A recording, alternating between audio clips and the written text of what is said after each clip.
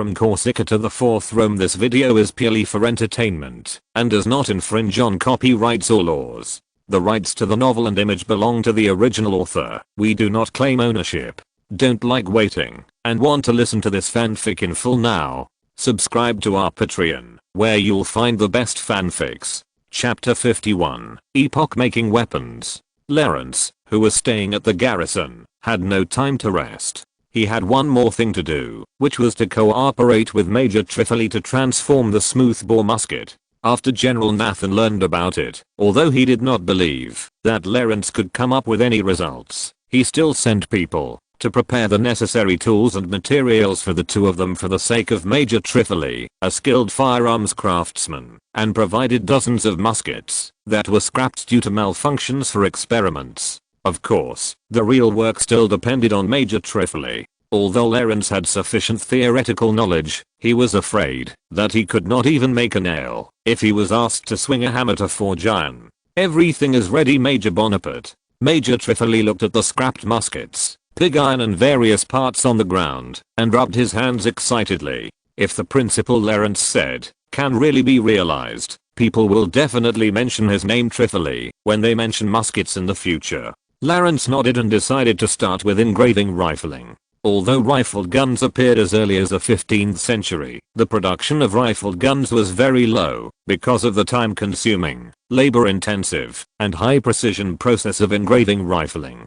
In addition, the many disadvantages of this type of gun prevented it from becoming popular. In Lawrence's memory, the barrels of later generations were directly stamped when engraving rifling, but in this extremely limited environment, Lawrence had to use the primitive hook knife broaching method. This method is favored by many colonists. Due to the simple conditions in the colonies, the advantage of this method is that the tools are simple. You only need to make a simple wooden broaching machine, fix the scraper on the machine, and pull and rotate the handle connected to the barrel back and forth. However, although this is a very primitive and simple process, Lawrence still explained it to Trifle for a long time, and even built a small model by hand to let Trifle understand what he meant. This is much more convenient than using a scraper to carve the rifling directly. After Major Tripoli understood, he clapped his hands and started to act. Although he was a skilled firearms craftsman, he was also quite skilled in carpentry.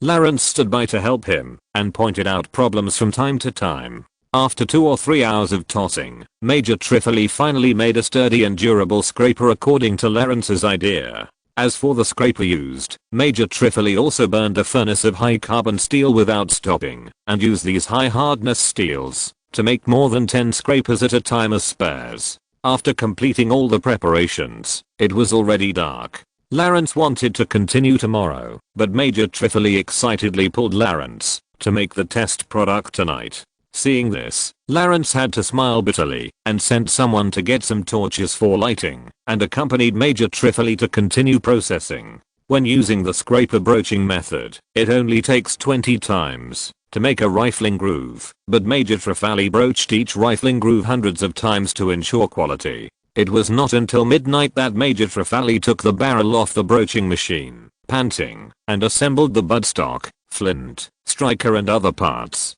"Thank you for your hard work." Lawrence smiled and patted Major Tripoli on the shoulder, saying, "Maybe this gun can change history." Major Tripoli could not suppress his excitement. He touched the gun again and again, and then found ammunition to start the experiment. The two set up a straw ball wrapped in cloth as a human-sized target in the courtyard, and then stood 100 yards away and started shooting. This rifled gun is no different from the rifled guns of the 15th century in loading. It is still necessary to use a small wooden hammer to hit the bullet into the barrel, to make the bullet embed into the rifling. It is precisely this drawback that makes the loading time of rifled guns reach about 1 minute, while for smoothbore guns, 1 minute is enough for 2 or 3 shots. Major Tripoli personally held the musket and laboriously loaded the ammunition. Then he aimed at the target in front of him and excitedly pulled the trigger. Bang, bang. After shooting 10 times, the two went forward to check the target. They saw 7 bullet holes densely distributed on it. Considering the influence of Major Tripoli's shooting ability, the hit rate of this gun at a distance of 100 yards should be about 80%. This result has made Major Tripoli very excited. You know, the current smoothbore gun can only have a hit rate of 20% at a distance of 100 yards. However, Major Cui Fally did not stay excited for too long. In his previous shooting, he could clearly feel the drawbacks of this gun. The shooting efficiency was too low. It had no advantage at all when facing smoothbore guns in large-scale combat on the battlefield. When Major Cui Fally told Lawrence about his concerns, Lawrence just smiled and said that he would solve this problem tomorrow. The problem of rifled gun shooting efficiency is essentially that a mallet is needed to embed the bullet into the rifling. As long as this problem is solved, the shooting frequency of rifled guns can be consistent with that of smoothbore guns. The next morning, Lawrence, who was still asleep, was woken up by the excited Major Trefally, who dragged Lawrence to the test site. In order to solve the problem of shooting efficiency, Lawrence decided to use the historical Minié bullet, which was invented by a British captain named Minié. Of course, it may be called Bonaparte bullet in this world. Unlike the spherical lead bullet commonly used in muskets today, the shape of the Minié bullet is very close to the bullet of later generations. The front end is a copper tip, and the back end is made of cork. The shape is a hollowed out hemisphere. Will this work? Major Trefally asked doubtfully. If the bullet is not close to the rifling, it will not be able to rotate stably. The best part of this bullet design is its tail. Lawrence explained. When the gunpowder is ignited, the gas produced will flow into the hole at the tail of the bullet, causing the cork tail to expand so that it can be close to the barrel. This is the same principle as the blowpipe for blowing darts. A perfect version at 1619 book bar. His Major Trefally took a breath and quickly understood what Lawrence meant. At the same time, he also felt that if this kind of high precision, fast-loading firearms appeared on the battlefield on a large scale, the line tactics would soon be swept into the garbage heap of history. Thinking that he might become the leader of this war evolution, Major Trefally couldn't help but feel hot all over. According to Lawrence's design, Major Trefally made a prototype after some tossing. Lawrence couldn't help but sigh at his superb skills. The caliber of this kind of bullet needs to be slightly smaller than the barrel. If it's too small or too large, there will be problems. Major Trefally, you do it. After Lawrence briefly checked the bullet, he smiled and handed it to Trefally, leaving the first shot of this epoch-making weapon to him. Thank you, Major Bonaparte. Trefally also knew that such an act represented the highest honor. He excitedly and gratefully took the bullet and loaded it into the barrel. With a bang, the gas generated by the explosive gunpowder pushed the bullet out of the barrel at a high speed. The trajectory in the air was almost a straight line with the gun body, and it hit the target accurately. Success. Major Trefally opened his mouth wide, waved his hand to disperse the gunpowder smoke in front of him, and his hands couldn't stop shaking because of excessive excitement. Lawrence was relieved when he saw this. After all, he was just providing ideas to Major Trefally, and he was not sure whether he could succeed in one go. We can become famous throughout Europe with this gun. Major Trifle kissed the gun and shouted to Lawrence. Lawrence smiled and nodded, saying silently in his heart, we can conquer the whole of Europe with this gun. Thanks to the book friends Aomo Fizi for his reward and support. Thank you. Chapter 50 to return. After confirming that the test gun could shoot normally, Lawrence and Trefally did not rest, but took the time to test the various performances of the weapon in the next few days. Out of historical habit, Lawrence temporarily named this new musket a rifle. The word rifle comes from the English word rifle, which means rifling. If the rifle is to be equipped as a standard weapon in the army, the reliability, service life, production difficulty and other details of the rifle need to be fully considered.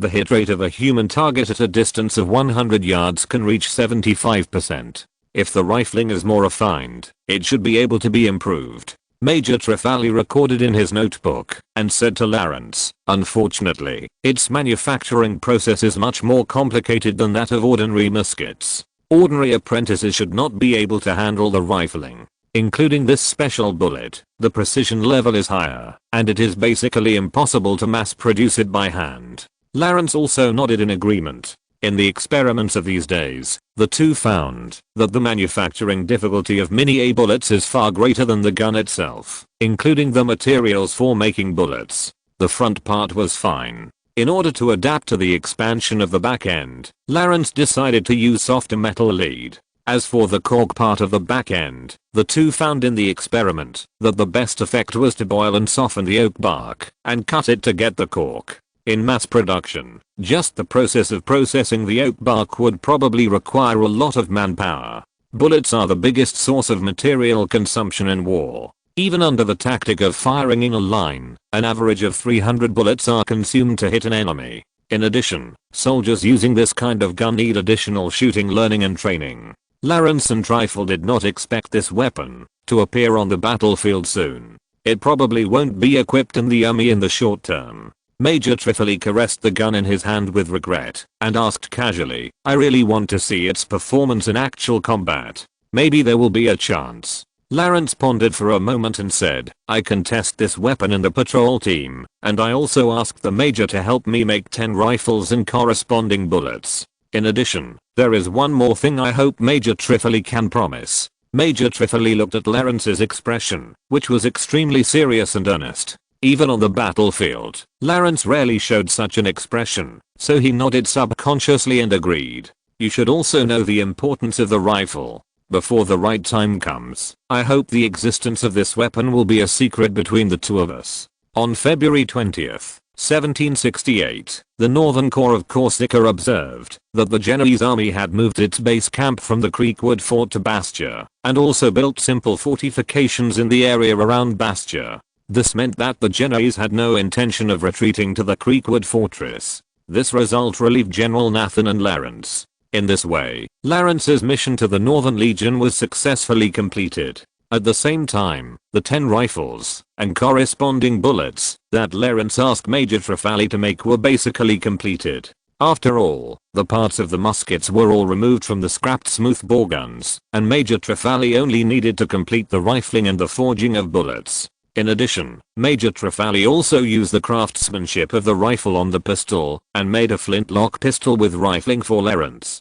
Although the barrel of the pistol is short and the hit rate cannot be guaranteed in long-range shooting, Lawrence can basically achieve a hit rate of 90% for human targets within 50 yards after a few days of shooting training. In the evening of this day, the soldiers of the 4th Battalion heard from somewhere that Lawrence and Trifle were about to leave, and they all urged Lieutenant Seth and several other representatives to pull the two into the camp and hold a farewell party. Although the food at the party was only roast potatoes and stewed wild vegetable soup, every soldier took out the bottle of liquor they had received earlier and toasted Lawrence and Trifle one cup after another without stopping. Even the soldiers from other battalions came to join in the fun and got a glass of liquor from the generous soldiers of the 4th Battalion and joined the ranks of toasting to Lawrence. Even Lawrence, who never drank until his face was red under the encouragement of the soldiers. Since he came to the 18th century, this was the first time Lawrence had spent such a presumptuous night. In the end, under the command of Lieutenant Seth, although he was almost drunk, all the soldiers put their shoulders together, held hands, and sang a Corsican folk song praising friendship around the campfire. General Nathan stood in front of the window of the main building of the castle, looking down at the revelry of the soldiers below, with a complicated expression, and no one knew what he was thinking. On the morning of February 21st, although they had not yet recovered from the headache of the hangover, Lawrence and Major Trifle packed their bags early, fearing that the soldiers of the 4th Battalion would keep them and force them to drink gin. After briefly reporting to General Nathan, the two took 2 horses from the stable and then took a dozen orderly soldiers to carry supplies and act as guards. It had been nearly 3 weeks since Lawrence left Ajaccio. Although he was a little worried about the situation in Ajaccio these days, Lawrence also believed that Toldsin and Grosso could handle it properly. If something really happened, they should also send a letter to him. On the night of February 22nd, Lawrence and his party arrived in Ajaccio. Although according to the rules, the first thing they did after returning was to report to Governor Paoli. Considering that it was late, Major Trifle rested in the station in Ajaccio for one night, and Lawrence returned to his home. "Sir, you're back." A perfect version of the book on 16:9. Anna opened the door and saw Lawrence outside. Her eyes lit up immediately. She was so excited that she wanted to take off Lawrence's coat and prepare dinner for him. She turned around in a panic. Lawrence smiled and nodded. After not seeing her for more than half a month, Anna's face was much rosier than before. Her skin, which was originally dry and yellow due to malnutrition, became fairer. She was no longer the little coal bull in the slum. "How is it, Anna? How is it these days?" "Everything is fine, sir. When I'm bored, I will go to Mrs. Dollar to kill time." Anna happily took out bread and jam from the kitchen. Suddenly, she remembered something and said, "By the way, sir, I put all the news you asked me to sort out in the study.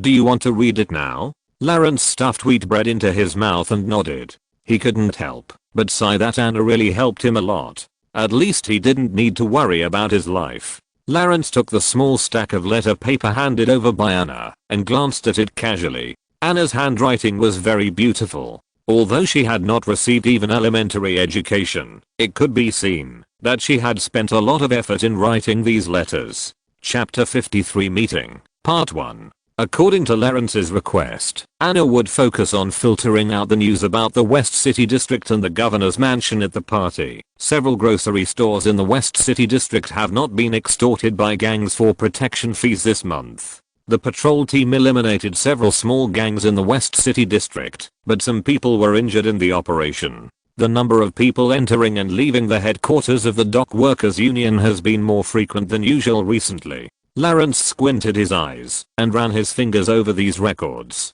If you look at these records together, it is obvious that Grosso and John have caused a lot of trouble for the union in the West City District, causing some gangs to act low-key. However, judging from the last record, Ciro Russell must be planning something, and it seems that he is going to take action. Lawrence then looked at several records of the West City District, which basically confirmed his guess. However, the records about the governor's mansion are very trivial. After all, the source of the news is the gatherings of children and teenagers. Even if these people can work in the governor's mansion, they are mostly low-level chores and cannot access valuable information.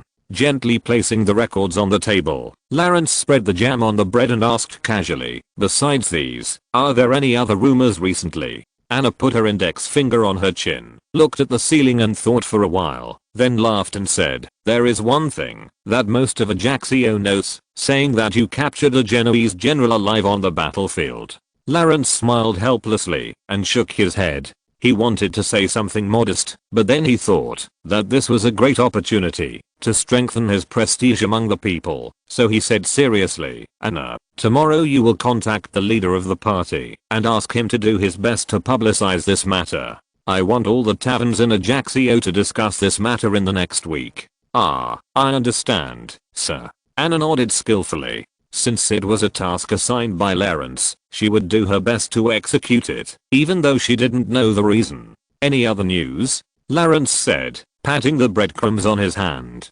Anna pouted and thought for a while, then said, "There is a rumor." "What rumor?" "It is said that a huge silver mine was discovered in Corsica."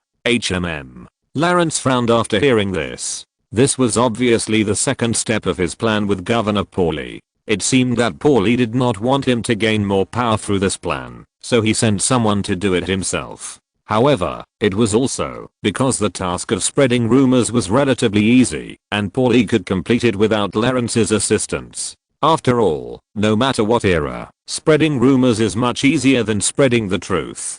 Paulie did not even need to send people. As long as he deliberately leaked the news on some important occasions, half of Ajaccio would know about it within a day. After roughly understanding the situation, Lawrence chatted with Anna for a while, and then took a simple bath, and went to bed. After a day of bumping on horseback, Lawrence was indeed a little tired. On the morning of February 23rd, Major Trifle came to visit Lawrence in person, and the two went to the governor's mansion to report together. There was no change in the governor's mansion. Lawrence and Trifle were allowed to enter, after showing their ID cards, and no body search was conducted. The two belonged to the military system, and the guards in the mansion had no right to conduct body searches. Paula's secretary arranged for the two to wait in the restaurant for a while and have some breakfast. About half an hour later, the secretary informed them that they could meet with the governor in the study. "Ah, Lawrence, Major Trifle." Governor Paulie smiled and asked the two to sit down. He personally stood up and took out 2 sets of cups and saucers from the vertical cabinet for them, poured black tea, and said, "I have to admit that you did a great job in Bastia. This is what we should do." Major Trifoli replied skillfully, and Lawrence nodded in agreement. "Especially you, Lawrence. Now the Corsicans all know about your deeds of capturing Belron alive." Although Paulie smiled, he always looked at Lawrence meaningfully while speaking. The meaning behind this sentence is also very obvious. It is to criticize Lawrence's prestige among the people for growing too fast, which has made Paul feel a little threatened. As smart as Lawrence was, he immediately understood Paul's meaning, so he smiled and picked up the cup and saucer, took a sip of the hot black tea, and organized his words, and then said, "Indeed, some of the versions that are circulated have become myths, but I think this is not bad." "Oh, what do you mean?" Governor Paul frowned slightly and asked in a deep voice. He thought that Lawrence would make concessions after understanding his meaning, but he didn't expect that he would continue to follow his words. "The people don't know that we are withdrawing our troops on purpose." In their eyes, the Northern Corps was repelled by the Genoese army. Lawrence and Paul looked at each other and said slowly, instead of letting them panic because of this news, it is better to let them immerse themselves in some unrealistic legends. Of course. Lawrence shrugged helplessly and added, "A correct version can be found in the 16-9 book bar. Although I don't want to be overly praised, I'm willing to make this sacrifice for the benefit of all Corsica." After hearing this, Governor Paulie was very unhappy, but he thought about it and admitted that what Lawrence said made sense. If the news of the Northern Corps being repelled was widely spread, it would be detrimental to his governance. "Really? That's hard work for you." Paulie glanced at Lawrence with a little resentment and said, "Then, it's time to get back to business today." Lawrence and Trifoli met with Paulie this time, mainly to report on the withdrawal mission. Now that the mission has been successfully completed, the positions of the 2 and the handling of the 4th Battalion need to be rearranged. "First of all, I have drawn up a commendation plan for your achievements," Paulie said, taking out a beautifully printed and signed order from the drawer of the desk and handed it to Lawrence and Trifoli for a view. The order briefly described the merits of Lawrence and the soldiers of the 4th Battalion and the action, and at the end, stated that Lawrence and Trifoli would be awarded the Corsica First Class Battle Hero Medal, which was the highest honor that a colonel-level officer could obtain. In addition, considering Lawrence's meritorious command, Paulie also ordered Lawrence to be promoted to the rank of lieutenant colonel, and the order also gave 20 places for the 3rd class battle hero medal for the soldiers of the 4th battalion. Lawrence and Major Trifoli passed the commendation order around and read it. Both of them had to admit that Paul's commendation was very generous, especially the promotion of Lawrence to the rank of lieutenant colonel. You know, Lawrence was only awarded the rank of major at the beginning of this month. Paul's promotion of him so quickly must have put a lot of pressure on the army. Lawrence, who knew this well, couldn't help but frowned. He knew that Governor Paulie would not give him such a big gift for no reason. "I have no objection." "Me too." Lawrence and Trifoli both expressed no objection to the order. "Very good."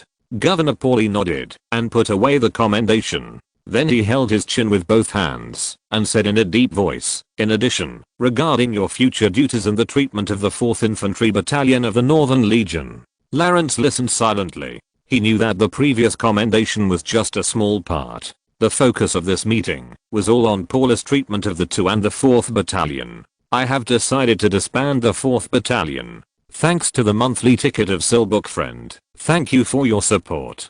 Chapter 54 Meeting, Part 2. "I have decided to disband the 4th Battalion. HMM. Even Lawrence could not help but frown and look at Governor Paulie. After the 4th Battalion is disbanded, the soldiers will be incorporated into the other 3 infantry battalions.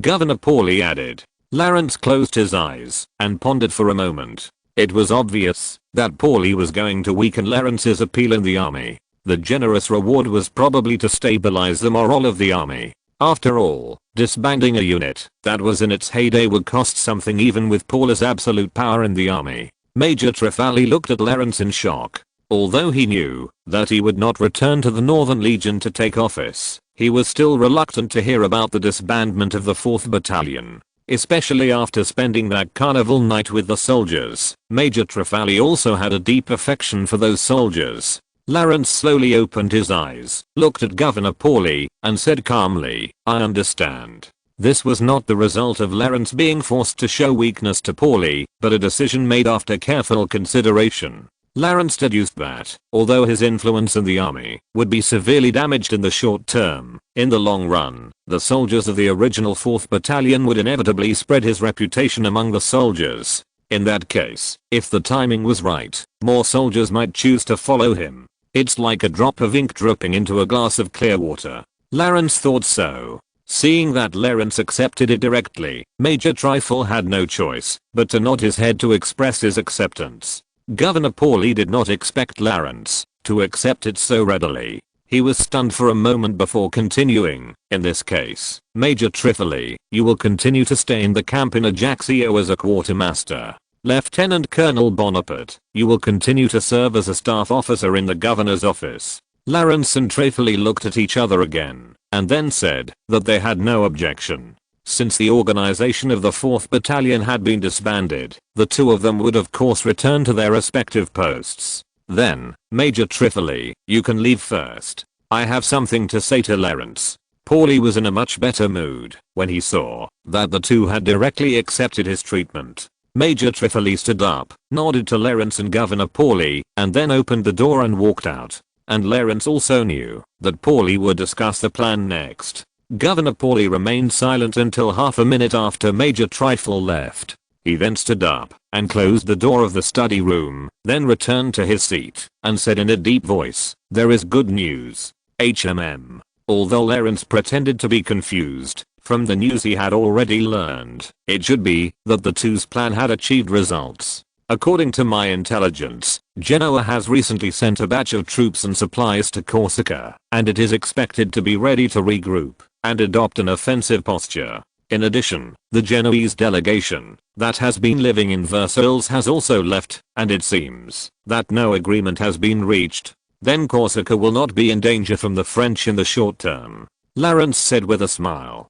Governor Pauly also nodded in response. "If it were not for the secrecy of the plan, I would definitely hold a celebration banquet for you. Thank you for your kindness, Governor." Although Lawrence knew it was a polite remark, he still said it politely. Then, the study room fell into silence. Neither of them spoke, but just tested each other with their eyes. The sword of Damocles hanging over Corsica has been lifted, so whether the cooperation between the two can continue is still a question mark. Finally, Lawrence spoke first, but he led the topic to another side, which is also his biggest worry now. "Zillow, by the way, Governor Pauly, there is something that you will be very interested in." Pauly looked at Lawrence with interest. He was in a high position, and ordinary objects certainly did not catch his eye, so he asked, "It's interesting, what is it?" Lawrence did not speak, but smiled and put General Berlin's notes on the table and gently pushed them to Governor Pauly. Governor Pauly frowned and picked up the notes, flipped through a few pages casually, and suddenly his eyes became bright and his mouth opened. He was stunned for a while, before he said repeatedly, "Is this Berlin's notes? Not bad, not bad. The most interesting thing is still behind, Governor," Lawrence said, turning to the last few pages for Governor Pauly, "the records about Zillow Russell, HMM. This is." Pauly glanced at the records, but his face did not reveal surprise at the first time. It was not until a few seconds later that he pretended to be confused and said, "Do you want to say that this person is Cyril Russell? In any case, I think further investigation is needed before a conclusion can be made. Pauly's so-called investigation may not produce results until the next century," so Lawrence couldn't help but sneer in his heart after hearing it. It seems that his inference is not wrong. Ciro has a good sense of proportion, so Pauly also turned a deaf ear to his behavior. Lawrence even guessed that Governor Pauly sometimes deliberately leaked some information to the Genoese through Ciro's channels. Read the correct version in 1619 book bar. However, Lawrence had guessed Pauly's reaction as early as the night when he captured General Belron.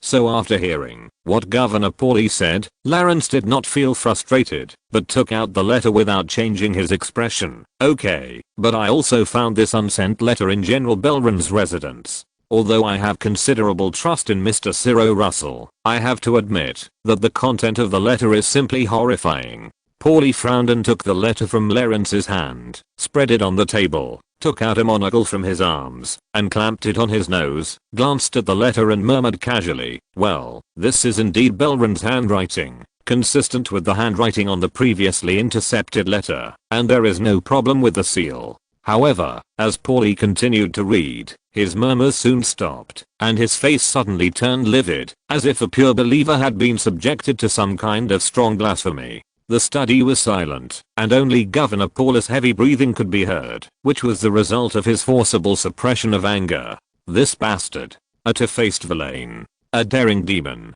Governor Paulie suddenly held the entire piece of letter in front of him, scanned the contents inside again with wide eyes, and squeezed out a series of insults from between his teeth. Even Lawrence couldn't help but turn his head and sigh after hearing it. Ahem. Governor, calm down, calm down. Lawrence coughed twice, held Paulie's hand to put down the letter, and said, "I have to admit that when I first saw this letter, I was even more angry than you." Paulie put the letter back on the table with trembling hands, took a few deep breaths, and barely calmed down. He couldn't help but slammed his right fist on the table and said in a cold voice, "Lawrence Bonaparte, I order you to quickly arrest Cyril Russell on charges of espionage, treason, murder, intentional injury, kidnapping and extortion, forced detention, harboring criminals, and gathering a crowd to cause trouble." After that, Paulie immediately pulled out a blank arrest warrant from the desk, gritted his teeth, and wrote down Cyril's charges, and handed it to Lawrence after signing.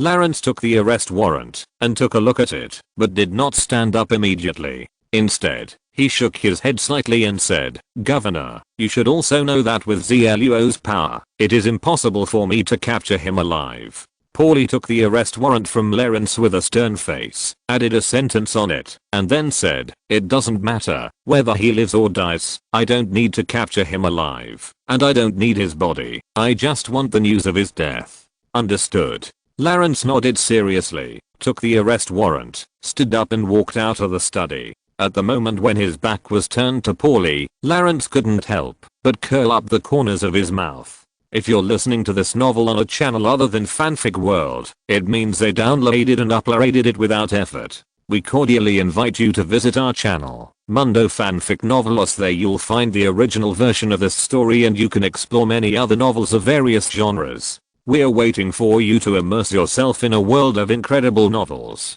Chapter 55 Preparation, Part 1. After leaving the governor's mansion, Lawrence immediately rushed to the patrol station without stopping. For this opportunity that could directly kill ZLUO, Lawrence could not afford to make any mistakes and had to make careful plans in advance. "Lord Bonaparte, you're back." As soon as Lawrence entered the gate of the base, Old Scene, who was dozing off with his chin propped up at the table, was immediately awakened.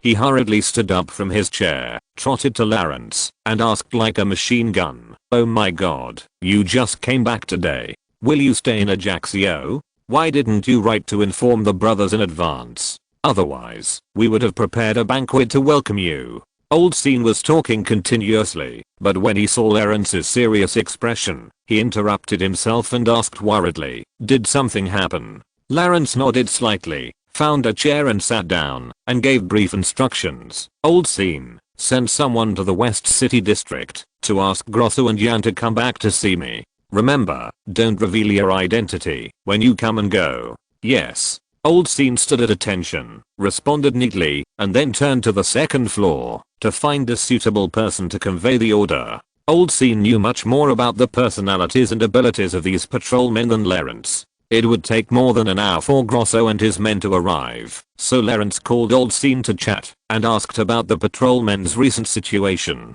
"Recently, it's better than ever." Old Scene kept laughing and said embarrassedly, "Since you, Lord Bonaparte, formulated the discipline and rules within the team, the North and South districts have become much more peaceful, and the people are increasingly supporting us." An old man like me was walking on the street the day before yesterday and someone gave me a bunch of flowers. Lawrence listened and nodded in approval from time to time. The public's support did not surprise Lawrence. Just like the soldiers of the 4th Battalion, what they longed for was that the patrolmen could do their part, and they didn't even need to give them any extra favors. What about the team? How are you these days? Lawrence asked, taking the coffee brought by a patrolman. That's good too. Although some people complained about the strict discipline, they all shut up when the day came for their pay. Lawrence nodded, took a sip of coffee, and continued to ask, how is the patrol training going? How is the use of muskets? As early as the beginning of February, Lawrence asked Governor Paul to approve the addition of 80 muskets. Counting the original 20 in the team, it was enough to arm the entire patrol team. Normally, there is no problem with normal use. The formation and other things have been basically mastered. It's just that there are not many opportunities for actual combat. They have fought many gangs in the West City District. This result was also within Lawrence's expectations. The performance of a smoothbore musket as a weapon is not as good as a longbow in the hands of a skilled archer, but its biggest advantage is that it is easy to train. Even farmers recruited from the countryside can master the loading and shooting of smoothbore muskets in a short time. For these patrolmen, nearly 20 days of training time is more than enough. An hour and a half later, Grosso and Jan also arrived at the station. In order to conceal their whereabouts, the two did not wear uniforms, but simple linen shirts with a small hooded cape. Sir. Jan greeted Lawrence sparingly, and then stood beside Lawrence like an ice sculpture without saying a word. Bandages were still wrapped around his arms, which seemed to be new scars in recent days. Boy, you are back. You have done a great job in the army. Grosso was much more lively. As a sailor, he was a bohemian character. Even when he worked for Lawrence, he still called him a boy. But Lawrence didn't mind it. So far, Grosso has been very obedient to his orders, so there is no need to restrict him on these details. Only the most clumsy leaders will criticize their subordinates for superficial work. Lawrence nodded to the two of them and said softly, let's go upstairs and talk. Although everyone in the station was his own people, Lawrence chose to be safe in order not to leak the news. He planned to arrest Cyril Russell with the 3 people in the empty storage room on the 4th floor. After closing the door of the storage room, Lawrence lit an oil lamp, looked at the scars on Jan's arms, and said first, how did this fall? It shouldn't be the wound left by the one-eyed man. Jan lowered his head and didn't speak, so Grosso patted his shoulder and said with a pout, this kid is like a mad dog. He is the first to rush to any action. He can't be controlled. It's a miracle that he can still live until now. Lawrence couldn't help but sigh, knowing that Jan still hadn't gotten over the death of the girl, but Lawrence was helpless with such a heartache. I won't talk nonsense. Lawrence said directly, took out the arrest warrant that Governor Paulie had just signed, and put it on the table for the 3 to check. After reading it, the 3 people's expressions immediately became extremely serious. So, we can finally take action against that bastard? Grosso changed his playful expression and looked at the arrest warrant on the table seriously. Zeluo also had his brother's life on his hands. Grosso's willingness to kill Zeluo was no less than Lawrence's. Jan stared at the arrest warrant silently, his pupils slightly dilated. It was unknown what he was thinking, but Lawrence had already noticed that his hands were shaking slightly. Read the correct version in 1619 book bar. That's right. We didn't have any leverage over Zeluo before, so we can't miss this opportunity now. Lawrence scanned the expressions of the 3 people and said in a deep voice, do you have any ideas? Damn it. Grosso slapped his hand on the table and cursed, in my opinion, just take everyone to raid his damn lair. Before Lawrence could reply, Jan shook his head and reminded him in a low voice, it's not very appropriate. There is a piece of information provided by Lord Bonaparte that says that the people of the Union purchased a large amount of daily necessities a few days ago, even including fresh water. In addition, the gangs in the West City District have not made any moves these days, so I suspect. Lawrence, Grosso and Oldstein looked at each other. This piece of information was actually ignored by them. Now, after Jan's reminder, the 3 of them can easily guess that there are probably a large number of gang members stationed in the small church of the Union headquarters. Considering that Zeluo should have a lot of muskets in his hands, if he led people to attack by force, the patrol team should also suffer casualties. Lawrence had to temporarily list the strong attack as the worst option. When did they start purchasing supplies? Lawrence frowned and asked. It should be. Jan closed his eyes and recalled for a moment, then said, around February 10th. February 10th. Lawrence's eyes widened slightly. This was the third day since he captured General Berlin. It should have been on this day that Ciro Russell received the news that General Berlin was captured. If so, Ciro should have guessed that Lawrence knew about his affair with the Genoese, and he probably guessed that Lawrence would make a big fuss about it. However, how Ciro would respond, judging from the current intelligence, Lawrence could not guess for the time being.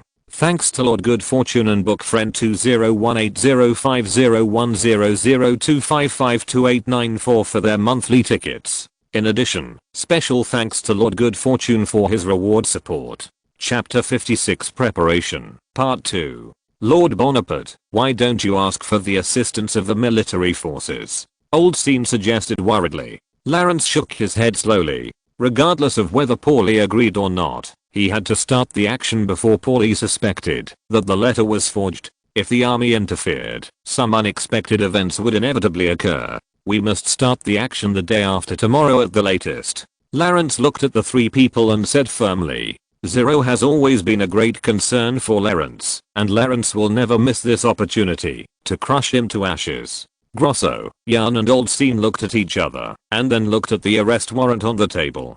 They didn't have any clues, so Grosso scratched his head and said, I'm afraid there will be no chance to make any arrangements in such a short time. Jan and Old Scene also nodded in agreement. If they had to take action the day after tomorrow, they would only have 1.5 days left. After Lawrence pondered for a moment, he sighed slightly and ordered, in that case, Old Scene, find the map of Ajaccio and make a plan to storm the Union headquarters. Old Scene stood up and rummaged in the storage room for a while by the light of the oil lamp.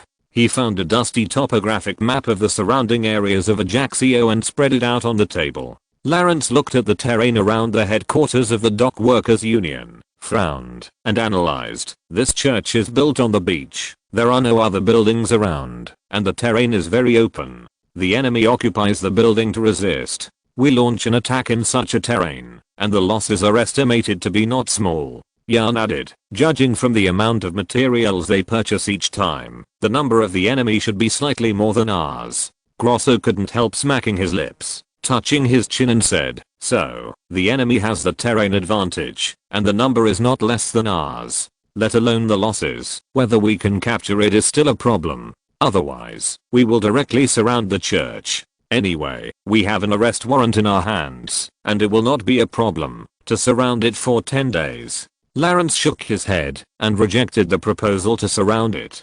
Paulie made out the content of the letter at any time, and Ciro may also instruct his men to contact Paulie during the siege. Once the misunderstanding between the two sides is resolved, it will be himself who is in danger. We don't have that much time. We must end the battle and kill Ciro within the day after tomorrow. Lawrence said in a deep voice. After that, the room fell into a brief silence. The four of them looked at the topographic map on the table, thinking about how to attack.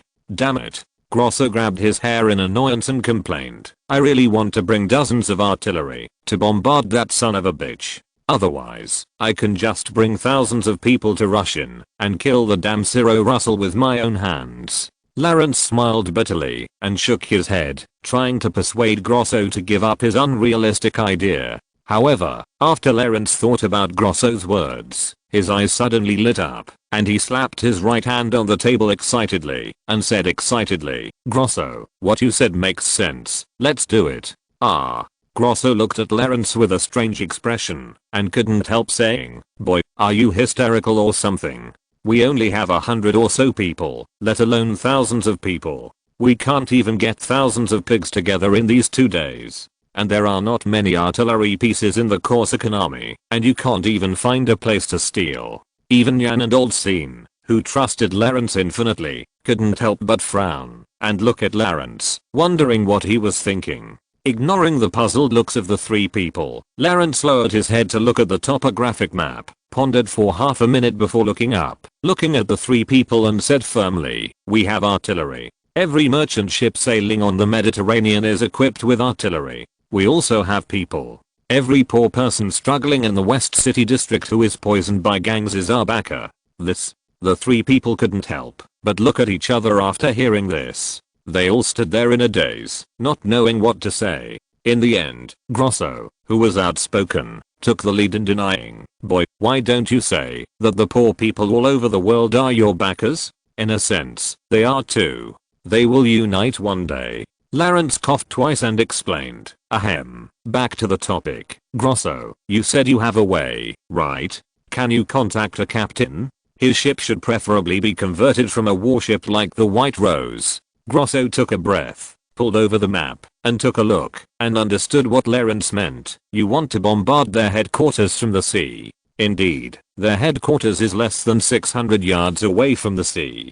"But, boy, this is not something I can convince them by giving them face." Lawrence nodded to show his understanding. A merchant ship that openly bombarded a country's territory could easily be counterattacked by the Corsican navy, even if it had legitimate reasons. Only with a large sum of money could a captain willing to take this risk be found. So he said, "As for the navy, I will greet them as a lieutenant colonel of the National Defense Forces. In addition, regarding the captain's reward," Lawrence said, he took out the 3 Venetian bank deposit slips seized in the Gulf of Sheep that day and handed them to Grosso and asked, "Are these enough?" Grosso took the deposit slip and glanced at it. His eyes widened and he exclaimed, "Anonymous deposit slips from Venice? Each one is worth 500 ducats." Old Scene was also shocked and hurriedly stood up and ran behind Grosso to look at the deposit slips. He had never seen so much money in his life. "How much are these worth?" Lawrence asked with a frown. Grosso confirmed the authenticity of the 3 deposit slips and explained, "Daca gold coins are almost equivalent to the same weight of gold. Generally speaking, 130 Daca gold coins can be exchanged for 1 pound of gold." Lawrence calculated for a moment. The weight of a Daca gold coin is about 3.5 grams. Considering the 99.5% gold content, the conversion ratio Grosso said is basically correct. "Take 2 such deposit slips. I will sell my face again. I should be able to persuade a captain," Grosso said with a fiery look at the deposit slips in his hand. After all, the 3 thin pieces of paper represent real gold. A correct version in 16:9 book bar. Lawrence nodded in agreement. This price was within his expectations. As for whether Grosso would embezzle some of it, Lawrence didn't care, as long as the matter could be done. "By the way, please exchange the remaining 1 for gold for me," Lawrence added. Grosso nodded and carefully put away the deposit slips and put them in his arms. He patted his chest and said, "No problem, as long as the money is in place, I can invite the Spanish flagship to you. However, how should we mobilize the poor people in the West City district as you mentioned?" Lawrence did not explain directly, but instructed Jan, Grosso and Old Scene, "After you return to the West City district, immediately send people to various grocery stores and grain stores to inquire about the customers who often buy large quantities of oats and bran. This must be completed within today." Old Scene touched his chin in confusion and said, "Oats and bran? Aren't these things used to feed horses and pigs?" Lawrence sighed and said, "In addition to livestock, there is another kind of people who are forced to eat these things." "Huh? What kind of people?" "Slaves who are imprisoned and prepared to be shipped overseas." Lawrence remembered the record of Zero's slave trade in General Belron's notes that day. It mentioned that Zero had not recently provided slaves to the Genoese, which meant that he must still have a large number of imprisoned poor people somewhere. Selling Corsican compatriots to the Genoese like livestock. Ciro Russell, there is no better news to ignite public anger than this. Thanks to the book friend Autumn Wind does not see the moon for the reward. I'm also very grateful to the book friend Mo2Z for his 5,000 coins reward and monthly ticket recommendation support. Thank you. Chapter 57 Preparation, Part 2. After assigning their respective tasks, Lawrence knew that he only had this afternoon and tomorrow to prepare, so he immediately asked several people to start the action after the plan was completed. As for Lawrence himself, after leaving the patrol station, he immediately rushed to the National Defense Army camp in Ajaccio. The rifles made by Major Trifoli were still stored there. In addition, Lawrence also wanted to take this opportunity to inform the Corsican Navy to prevent interference from the Navy's bombardment the day after tomorrow. After explaining his identity and purpose to the soldiers in the camp, Lawrence was smoothly released and entered the camp under the admiring and respectful eyes of the soldiers. For Lawrence, a popular officer, even among the soldiers in Ajaccio, his story has spread all over. Even Major Trifoli has been pestered by the soldiers here to tell the story of the 4th Battalion no less than 10 times in just one day since he returned to the camp.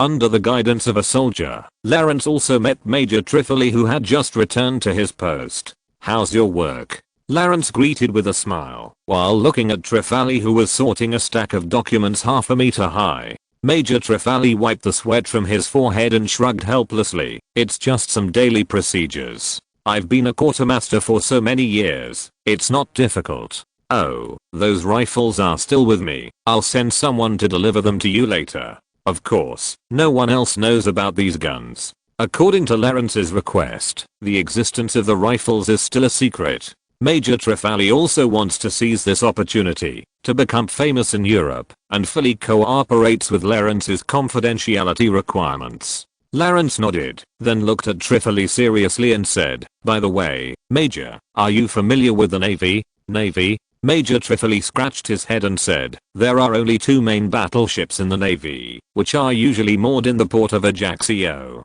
Their supply procedures will also go through my hands, so I'm somewhat familiar with them." Lawrence couldn't help but nod with emotion after hearing this, thinking that he was worthy of being the quartermaster in charge of logistics. He had connections from the cuirassiers directly under the governor's office to the Corsican Navy, so he said softly, "Major, I have something to trouble you, a request." Lawrence is no longer Trifoli's superior, but the two are still working together on the project of improving rifles.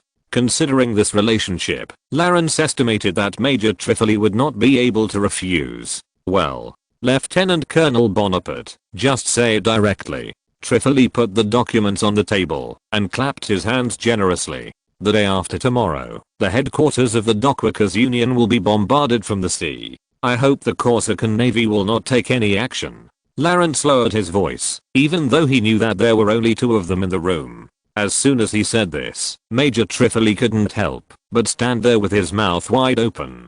It took him a long time to realize what Lawrence was going to do. He said in panic, "To be honest, this kind of thing is not something I can decide." Lawrence was not surprised by Major Trifoli's shock, and then said, "I can make a written commitment as a lieutenant colonel in the National Defense Forces, and I'm willing to bear all the negative consequences of this incident on the Corsican Navy. Please tell the Navy for me, Major Trifoli." Even so, this Major Trifoli stood there in embarrassment, constantly picking his hair. Seeing that Major Trifoli was still hesitant, Lawrence also directly played his trump card. "Major, I can completely give you the honor of inventing the rifle. Your name will remain in history from now on. As long as the smoke of gunpowder is still burning, no one will forget your name. Of course, the condition is..." His Major Trifoli took a breath, closed his mouth, and swallowed his saliva, looking blankly ahead. After half a minute of silence, Major Trifoli finally spoke, smiled bitterly and said, "Lieutenant Colonel, what you want me to do should not be just to pass the message to the Navy, of course." Lawrence nodded. If it was just to pass the message, Lawrence would definitely have a way to contact the naval officers, but there were naturally other considerations for coming to Major Trifoli specifically. So Lawrence immediately said, "I hope Major Trifoli will show your support for me when communicating with the Navy." Major Trifoli knew what Lawrence meant. As the quartermaster in charge of logistics, the supplies needed by the Navy had to go through his hands. Lawrence was using him to threaten the Navy. However, Lawrence's words about giving the honor of the inventor of the rifle to him made Major Trifoli very excited. He had offended General Nathan in order to improve the smoothbore rifle with Lawrence. After explaining his intention, Lawrence sat down on his own, without urging Major Trifoli to make a decision, but just sat in the chair and looked at him silently. Finally, after a long struggle, Major Trifoli sighed and said, "I understand." After walking out of the camp in Ajaccio, Lawrence signaled several orderly soldiers behind him to deliver the 10 tightly wrapped rifles and mini-A bullets to the patrol station, and he returned home first. It was already 8 o'clock in the evening when Lawrence returned home. When Anna learned that Lawrence had been running around all day and had not even eaten, She was distressed and hurried into the kitchen to prepare grilled cheese onion soup. About half an hour later, Anna, wearing thick kitchen gloves, came out with a large bowl of steaming soup that was very similar to jelly. After placing the wooden bowl on the dining table, she said with a little concern, "Try it, sir. This is what Mrs. Dollar taught me to make." Lawrence scooped a piece of cheese with a spoon and stuffed it into his mouth, smiling and saying, "Very good, Anna, very fresh and very delicious." Anna couldn't help grinning after hearing this, and then immediately lowered her head. Her little face blushed and covered half of her face with thick gloves. After leaving a sentence, she turned around and ran back to the kitchen. "Enjoy your meal, sir. I'm going to clean up the kitchen." When Lawrence was halfway through his dinner, someone suddenly knocked on the door. It was estimated that the patrol team had come to report. Before Lawrence could stand up, Anna lifted her skirt and trotted forward to open the door. The one who came to report was Jan, who was still wearing the linen shirt and cloak, holding a stack of papers full of words in his hand, which should be the results of the investigation commissioned by Lawrence. Lawrence waved to Jan to come in and sit opposite him and asked, "What's the result?" "It's all here." Jan stood up, handed the paper to Lawrence with both hands, and then sat down. Lawrence looked at the densely packed letters on it and recognized Jan's work efficiency. In just half a day, he not only collected the names of the customers required by Lawrence, but also marked their approximate occupations and residential areas on them. "Let me see Marcelino Capo, a farmer in the countryside, and Laredeja, the steward of a manor." Lawrence read several messages in a row. Most of them were bought by farmers and herdsmen in the countryside as feed. These customers also bought on demand at irregular intervals and in irregular quantities. After all, farmers prefer to barter with other farmers in the village and rarely go to the city to buy feed at high prices. "Are there any regular customers?" Lawrence frowned and asked Jan. John nodded heavily, stretched out his index finger, and pressed on a name, and said, "Old Mario, also known as the kind Mario, is the director of the Ajaxia orphanage. Thanks to the book friend Feng Qiangan Lin for the reward and support." Chapter 58 Tragic Scene, Part 1. Ajaxia Orphanage? Lawrence took a breath and immediately became suspicious. Why would an orphanage buy oats and bran regularly? Jan also saw Lawrence's suspicion and explained. According to the owner of the grain store, old Mario said that he raised some livestock in the orphanage to supplement his income, but because the orphanage never receives visitors, no one knows whether it is true or not. Lawrence closed his eyes and rubbed his temples with his fingers in thought. For some reason, he always felt that he had heard the name of this orphanage somewhere. After a long period of recollection, Lawrence suddenly remembered that it was in the Parliament in early February. Siro did not express his opinion on most of the ordinary motions, but he strongly opposed a motion to cut the budget allocation for the orphanage, which made Lawrence very strange at the time. "Ciro Russell, you don't have a conscience to help orphans, do you?" Lawrence thought so, feeling that he had touched the thread of the truth. At this time, seeing that Lawrence and Jan did not speak, Anna hesitated and took a step forward and said, Sir, were you talking about the Ajaxia orphanage just now?" "Huh? Do you know that place?" Lawrence asked with some surprise. "I know something," Anna whispered. "I once heard a child who escaped from there say that they do not accept orphans from outside. They will only take the initiative to adopt, and only healthy boys and girls are accepted. Also, it is strictly forbidden to go out without permission." Lawrence frowned and asked, "Anna, can you contact that child?" Anna shook her head with a depressed look and whispered, "The child was caught less than a month after he came out, my lord." Jan looked at Lawrence with a serious face. Although he didn't say much, he was always thinking. Anna's words plus the existing information made this orphanage quite suspicious. Normally, the orphanage should be eager for those children to be taken away to save money, but this one is completely the opposite. Lawrence sneered. He was already 80% sure, and Anna's words made him decide to go and check out this so-called orphanage tomorrow. "By the way, Jan." Lawrence suddenly stopped Jan, who was about to leave, and ordered, "Before you take people to the orphanage tomorrow morning, go to the dessert shop and buy more cheese and pastry snacks." Dessert shop. Although Jan was very puzzled, he nodded and kept Lawrence's order in mind, and then left Lawrence's house. The next morning, according to Lawrence's order, Jan had brought more than 20 people to the Ajaccio orphanage in advance and sealed the entire building, not allowing anyone to enter or leave. This orphanage is located at the junction of Xicheng District and Nancheng District. It covers a large area and has a 3-story stone main building. On both sides of the main building are wooden huts, and in front is a courtyard facing the gate. Because it is close to Xicheng District, the environment here is very bad, but the only advantage is that the land price here is cheap enough. When Lawrence arrived, Jan had already sent people to guard the gate of the orphanage, and it seemed that he was in conflict with the guard.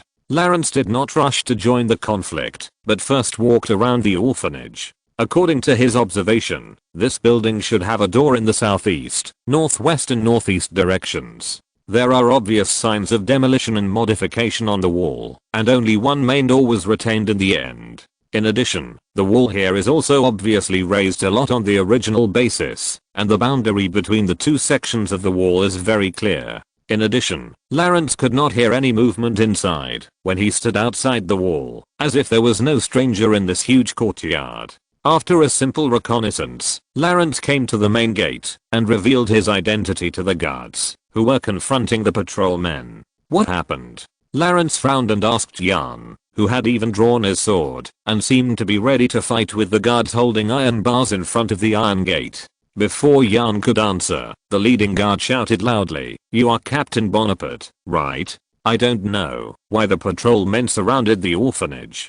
Don't you know that there are poor and helpless children in here? Are you going to continue to intimidate them?" The confrontation between the patrolmen and the guards had already attracted a lot of onlookers, and Lawrence's appearance attracted many people to come and watch the fun. The guards' words also made many onlookers nod repeatedly. Some fragile women even took out their handkerchiefs to wipe away the tears from their eyes after imagining those poor boys and girls. "Jan, put away your sword," Lawrence ordered calmly. He knew the importance of public opinion and would not engage in direct conflict with it before revealing the secret of the orphanage. Since it was Lawrence's order, Jan had no choice but to put his sword back into the sheath. At this moment, a short and fat white-haired old man trembled out of the courtyard. He was wearing an old priest robe with patches and stains that were difficult to wash off. It seemed that he had been wearing this old clothes all year round. Read the correct version in 1619 book bar.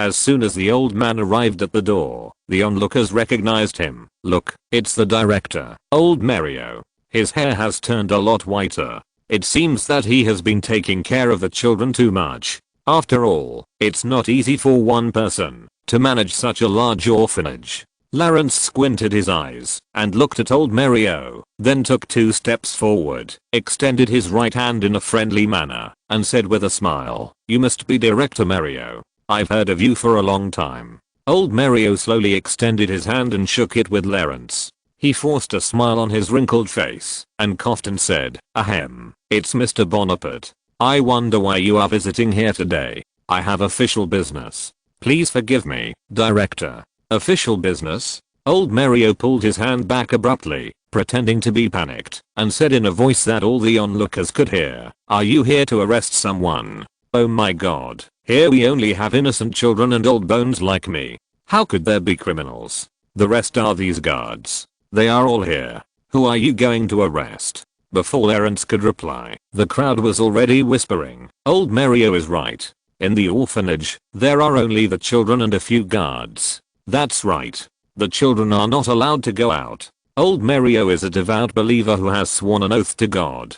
What are the patrolmen doing here? Maybe Lord Bonaparte can make mistakes sometimes." Lawrence's expression did not change. He still smiled at old Mario and slowly withdrew his right hand without losing his manners. He was still a little skeptical at first, but after watching Mario's performance up close, Lawrence was 100% sure that there must be something in this orphanage that Mario didn't want him to know.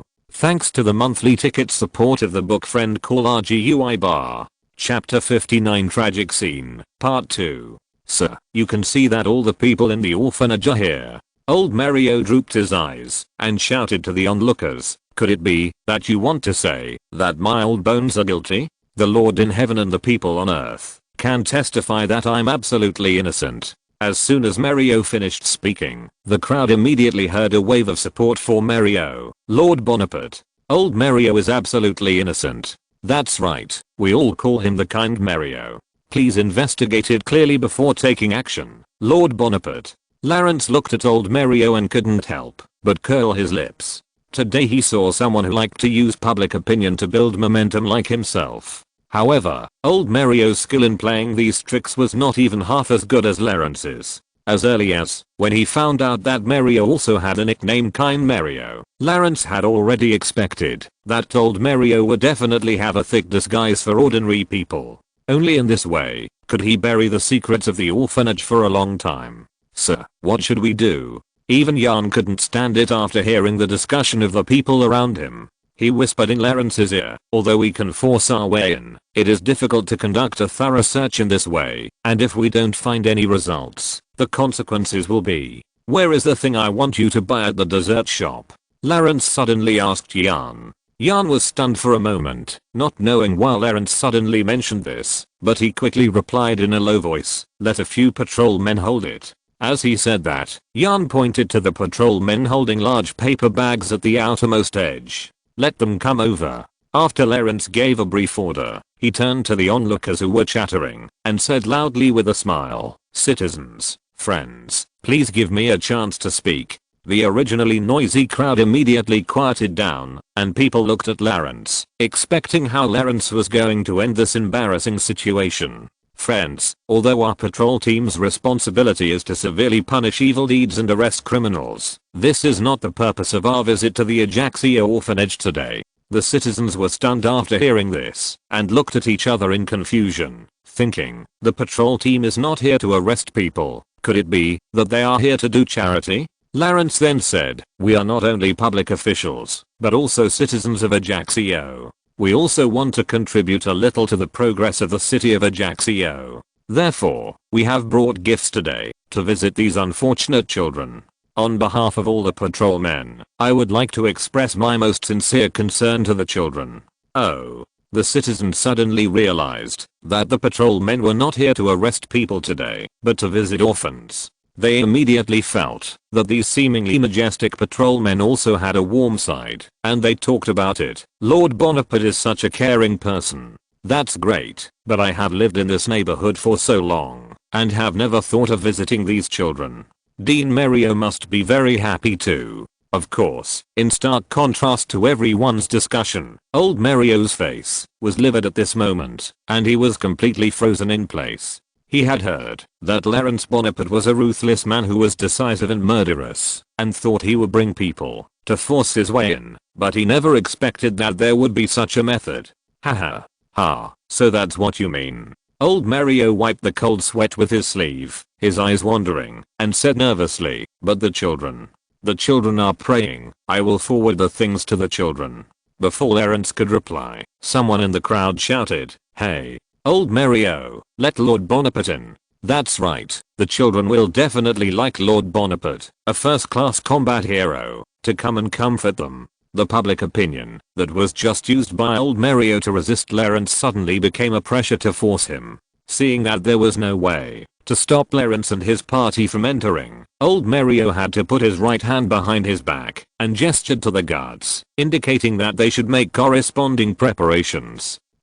In this case, Lord Bonaparte, please follow me with you and your subordinates. Please allow me to lead you in. Old Mario opened the iron gate completely and waved to the patrolmen with pretended enthusiasm. Jan looked at Lawrence in surprise. He didn't expect that his own master would ask old Mario to open the door and greet him after just a few words. Jan asked himself, if he was in charge of this operation, he would probably just lead people to force his way in. Then Lawrence led the patrol soldiers to follow old Mario's footsteps and stepped into the orphanage that was hiding some secrets. Under the deliberate delay of old Mario, everyone was first taken to the lobby of the main building, where he naggingly talked about the history of the orphanage for half an hour.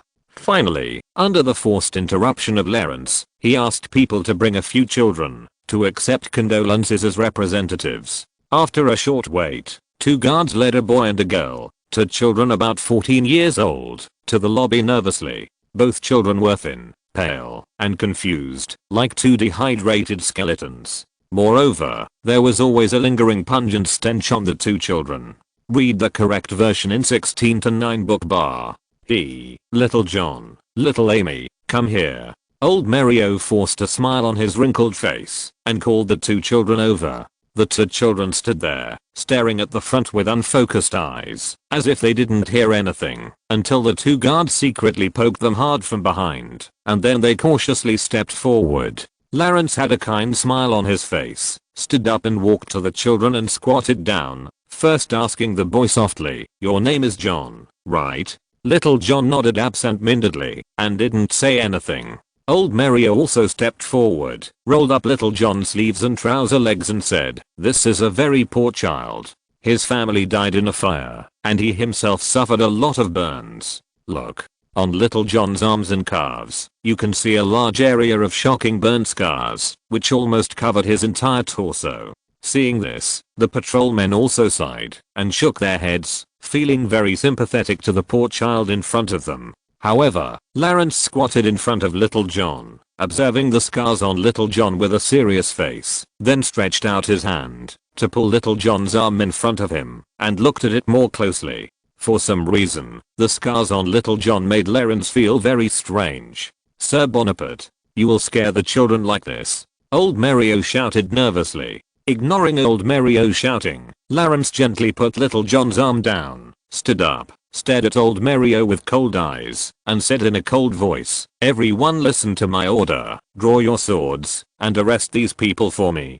"Sir Bonaparte, what do you want to do?" Old Mario shouted at the top of his voice, retreating in extreme fear. "You are lying." Lawrence also drew his sword and pointed it at Old Mario, and at the same time, ordered Jan to take the two children to the back for protection. Old Mario screamed, "Lying? Oh my god, let God be my witness, I don't. Fuck God.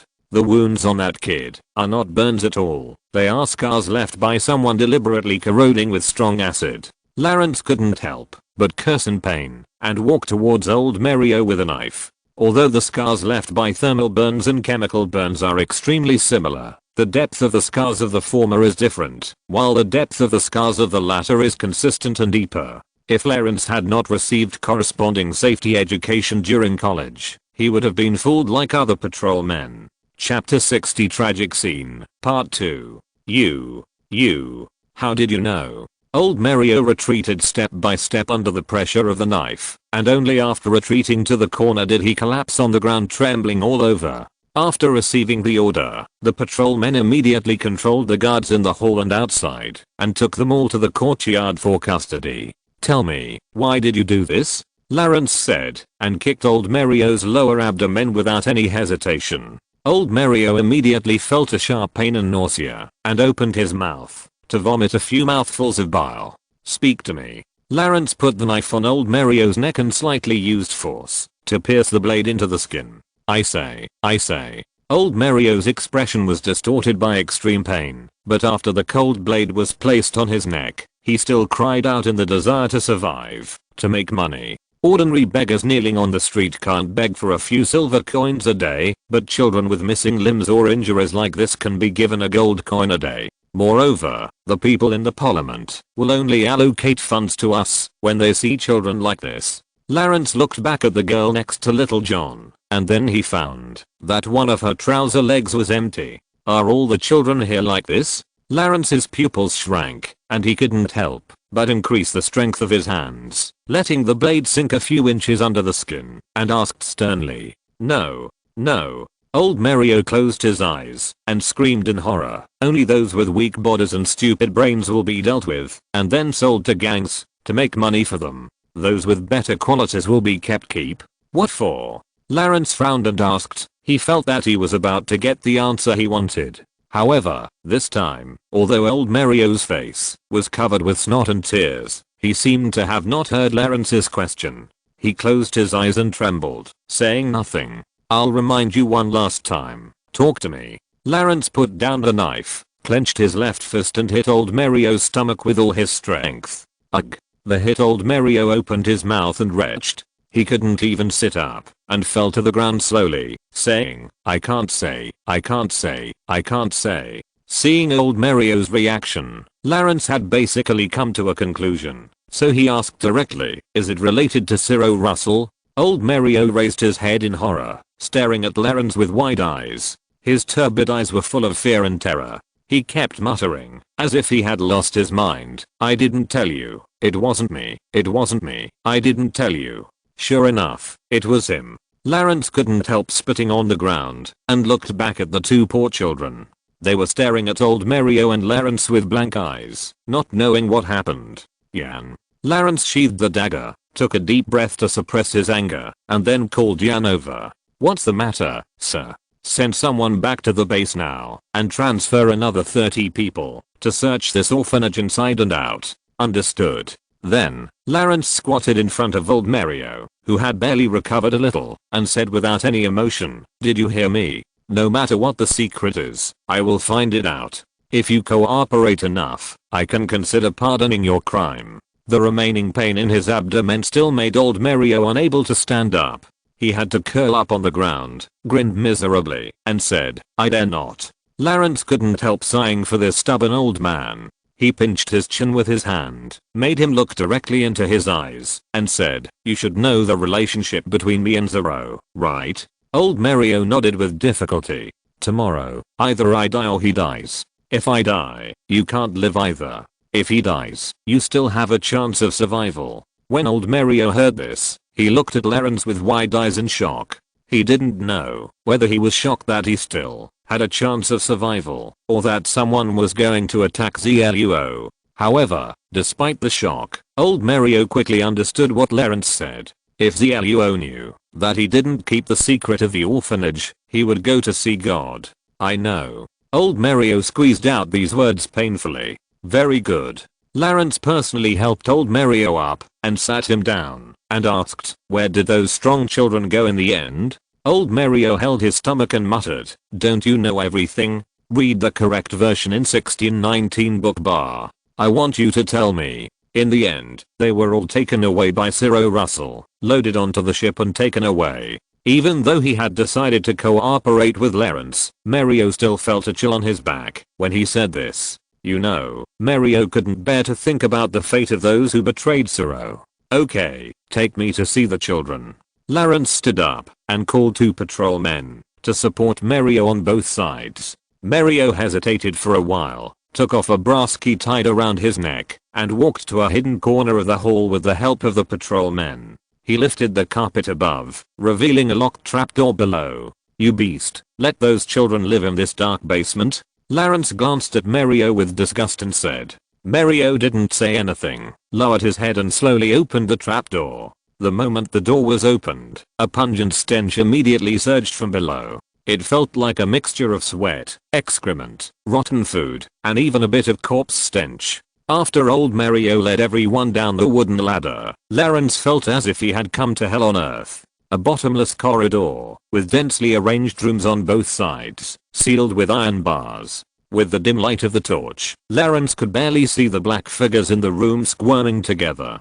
They were all naked, and a room of less than 10 square meters was crammed with 7 or 8 people. There were no beds or toilets. If you wanted to sleep at night, you had to use your hands to spread the excrement on the ground. Of course, many people didn't care anymore, and just lay on the floor full of excrement in a daze for a day. There was a small room at the entrance, which seemed to be where the guards lived. The walls inside were covered with rusty torture instruments. Even now, Lawrence could see a skinny boy tied to the bed naked. His right leg was gone, and next to him was a saw that was still dripping with blood.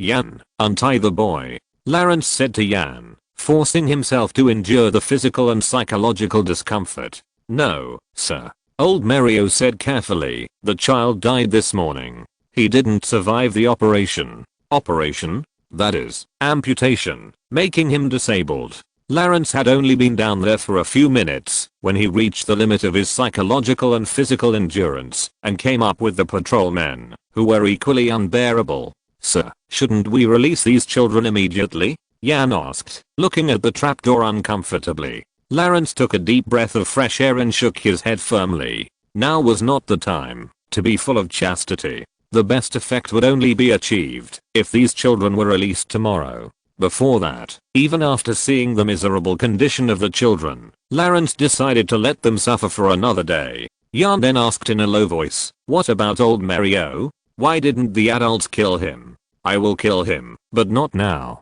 He is still useful to me," Lawrence said, glancing at old Mario, who was slowly climbing up the wooden ladder, with a cold light flashing in his eyes. Thanks to book friend 20210707226573255462355 for the reward support.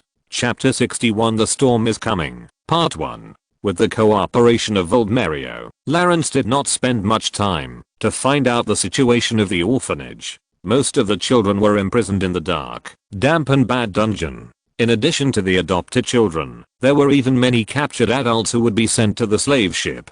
Here, only the so-called well-behaved, most numb and obedient children could get a barely slept bed in the wooden houses on both sides of the main building to deal with the occasional inspections by the city government. In order not to arouse the suspicion of the outside world and ZLUO, Lawrence did not stay in the orphanage for too long. After getting the information he wanted from old Mario, he led the patrolmen away.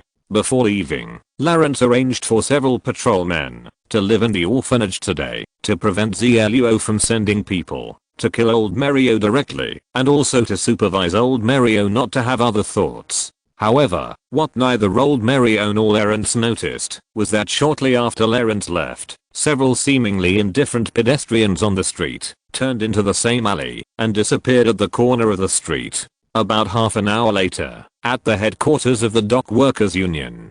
"Hey, we've been living here for 2 weeks. What does Lord Ciro think?" A gang member stretched and sat up from his bed, complaining quietly. Since the news of General Berlin's capture reached Ajaccio, Ciro immediately ordered all members of his gang to stay in the headquarters and not to go out at will. He also required other gangs to send people to stay at the headquarters according to their size. This was originally a small church. After hundreds of people poured in at once, the gang members had no choice but to spread out the floor in the front hall, the middle hall, and in front of the altar. Even the corpses in the catacombs were thrown out by Ciro's order and were filled with various foods, fresh water, and other daily necessities. It seems that they intend to stay here for a long time.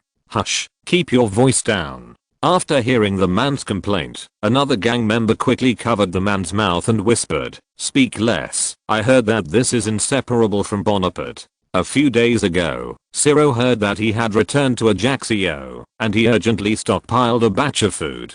I don't know what he is going to do. Oh, this is a bit strange." At the same time, the priest's room in the church is also the room of the union leader Ciro. That is to say, Lawrence Bonaparte took people to the orphanage? Ciro still had a cigarette in his hand. He took a deep puff of the cigar and slowly exhaled a smoke ring. He asked the gang members in front of him who had just returned from outside without any ripples in his tone. "That's right, Mr. Ciro." A gang member stepped forward, knelt on one knee in front of Ciro, and replied nervously, "The damn Mario didn't stop Lawrence and let them in. But we don't know what happened inside." "Oh, I see," Ciro said nonchalantly as he slowly crushed the last piece of cigar along with a complete ash into the silver ashtray. The gang member hesitated for a moment in confusion, then said carefully, "Mr. Ciro, if the damn old Mario in the orphanage gives you away, this is a capital crime." Ciro got up and opened the window to let the smoke in the room dissipate a little and said casually, "Capital crime? If my charges are read out in court, I'm afraid they can't be written on both sides of a piece of paper." "But," Ciro said, facing the midday sun, looking at the bright beach outside the window, opening his arms in the sea breeze, stretching his body with great enjoyment, looking back at the gang members kneeling on the ground, and said, "But, I'm still here, not in the dungeon of Ajaccio. Why do you think that is?" The gang member's heart suddenly skipped a beat. He knew that Mr. Ciro liked to ask his men questions very much. Once the answer was not to his liking, at the very least he would be scolded on the spot. At the worst he would be thrown out of the headquarters and expelled from the gang. Because you didn't leave any evidence behind," the gang member replied anxiously. "Ah, idiot." Ciro scolded mercilessly, but he rarely got angry. He turned his head to the window and explained, Pasquale Paoli is not an incompetent person. He knows everything I did, and I didn't hide anything from him. Mr. Ciro, what does this mean? But I still wasn't thrown into the dungeon, because I understand. Ciro returned to his seat, took out a trimmed cigar from the box, and put it in his mouth, saying, I never crossed Paoli's bottom line, and Paoli also needs me to help manage the port. That's why I can still sit here alive. Several gang members nodded heavily, to show Ciro that they understood. After all, they all knew that Mr. Ciro didn't like stupid people. But Ciro suddenly changed the subject, his eyes became cold, and he took out the lit cigar from his mouth and put it back into the box, saying in a deep voice, Laurence Bonaparte, this guy has a good brain, and guessed this relationship. I don't know how he made Paulie believe that I crossed the bottom line. A perfect version in 1619 book bar. Although Ciro didn't know the content of the conversation between Laurence and Paulie, according to his informant in the governor's mansion, Paulie was irritable for several hours after the meeting. Combined with the information that Laurence captured General Berlin, Ciro could probably guess what happened. Mr. Ciro, in this case, aren't we in danger? It was the first time that the leader of the gang heard Ciro mention this matter, and his back suddenly felt cold, and he asked repeatedly. Ciro slowly shook his head, looked out the window, and said, I thought so 2 days ago, but, strangely, the National Defense Forces never came to surround us. Until just now, when I knew that Laurence took people to the orphanage, I realized that Paulie should have given the task of dealing with me to Laurence. After hearing this, the gang members breathed a sigh of relief. If they were facing an encirclement by the army, all the preparations Ciro had made these days would be in vain. But if they were dealing with the more than 100 people in the patrol team, the pressure would undoubtedly be much less. Ciro ignored his men's reactions and said to himself, moreover, this also reveals a very interesting piece of information. Mr. Ciro, what is it?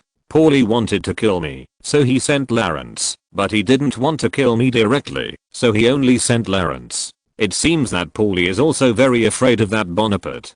Do you know what this means? Although Ciro asked his men, he immediately answered his own question. As long as Laurence Bonaparte doesn't catch me in the next 2 days, after Paulie's emotions towards me have calmed down, he will examine the tricks played by Laurence. At that time, the cat and mouse game will have roles reversed. Oh. The gang members looked at each other happily. Although they didn't understand the game relationship that Ciro said, they understood that, as long as Laurence didn't come to the headquarters in the next 2 days, they would be safe. As for the secrets of the orphanage, they were not important in Ciro's eyes at the moment. His eyes were all on Paulie.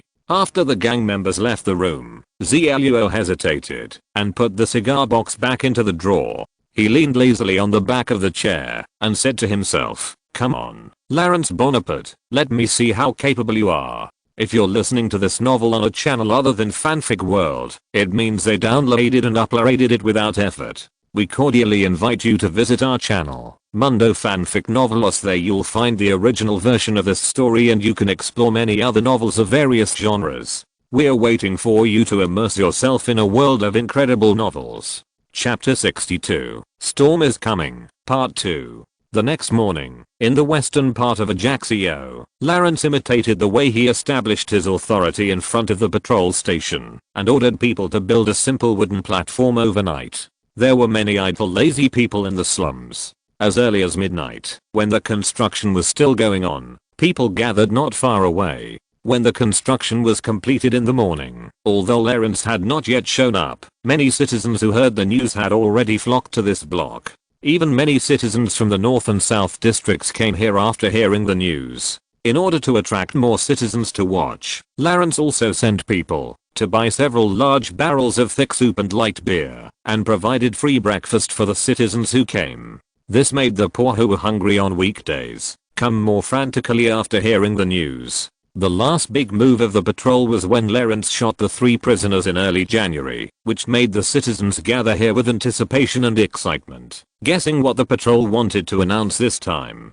However, Laurence was still in Grosso's base at the moment, with old Scene, Jan, Grosso who had just returned from Towlin, and old Mario who was secretly brought by Laurence. How is it?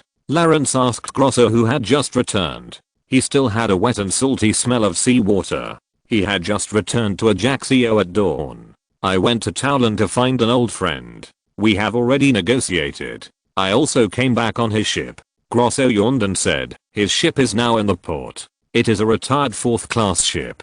Lawrence nodded with satisfaction. According to the current classification of warships, the 1st to 3rd class ships are the mainline battleships of various countries, and the 4th class ships are the middle level between battleships and frigates. The next level is frigates and small frigates. The White Rose was just a modified heavy frigate. A 4th level ship usually has about 60 guns, and occasionally it will be incorporated into a line battleship, which is undoubtedly enough for Lawrence. Oh, your deposit slip has also been exchanged for gold, Grosso said, carefully taking out a heavy gold brick from his waist bag and handing it to Lawrence reluctantly. This gold brick weighs about 3 pounds and 80 pence, which is 1.75 kilograms, that Lawrence is used to. It is the size of a palm and about 2 centimeters thick. Even Lawrence, who regards money as external things, couldn't help but look at the gold brick a few more times after taking it. According to the gold price in later generations, this thing is worth 700,000 yuan.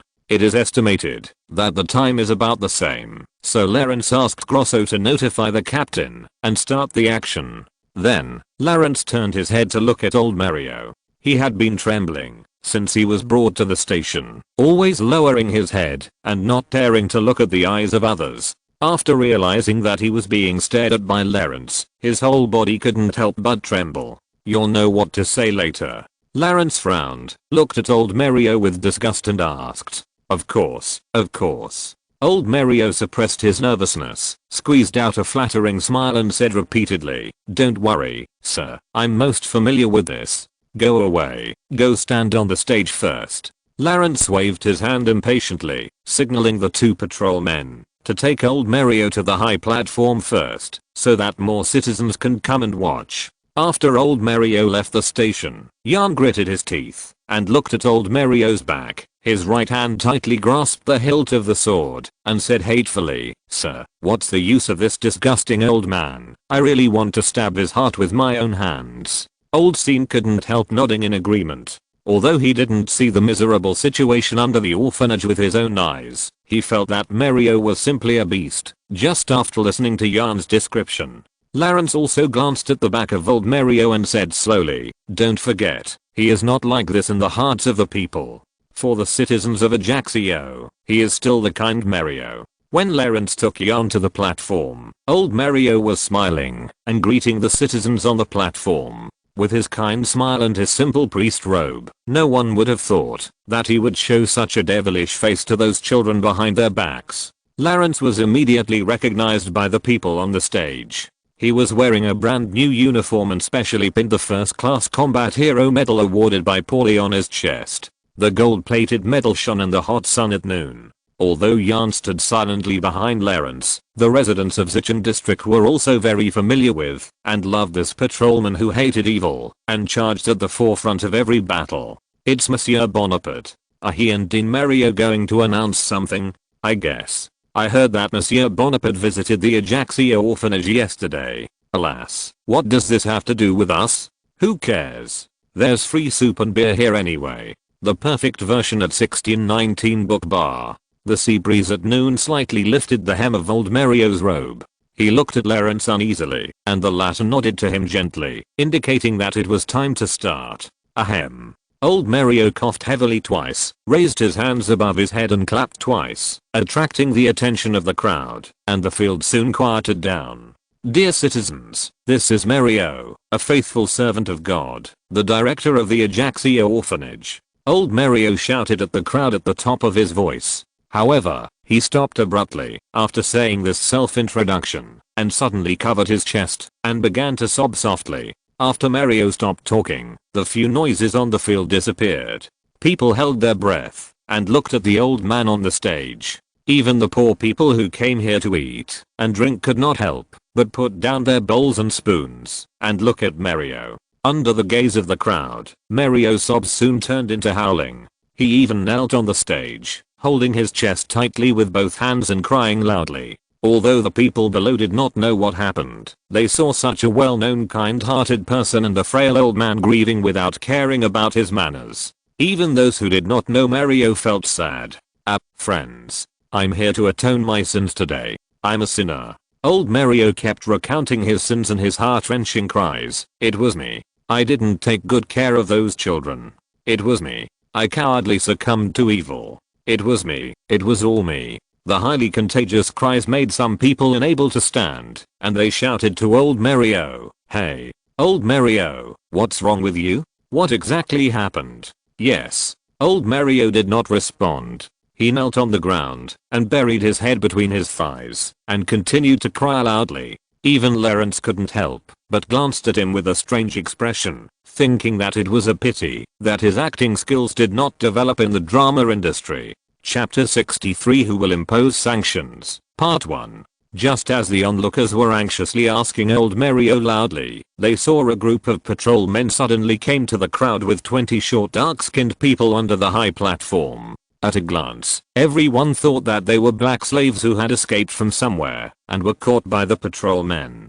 But when they looked carefully, they found that they were not black people at all, but a group of children aged 15 or 16. Their skin was covered with a layer of mud, wall dust, loess, and excrement mixed together. Even their faces were no exception. As for their clothes, they were just a piece of tattered black linen covering their private parts. Some people even didn't have linen and were simply naked. Even the patrolmen who escorted them to the field could hardly stand the smell on them. Even the onlookers who were farther away couldn't help but cover their mouths and noses. Some citizens who had just had a full meal here directly vomited out all the thick soup they had eaten. When they got closer, the citizens were shocked to find that this was not a group of people, but a group of monkeys that were stronger than them. Their skinny bodies and bamboo-like limbs made people feel that they would fall apart in the next second. Oh my god, are these children dug out of the soil? I can't stand it. What on earth are they doing? Ugh.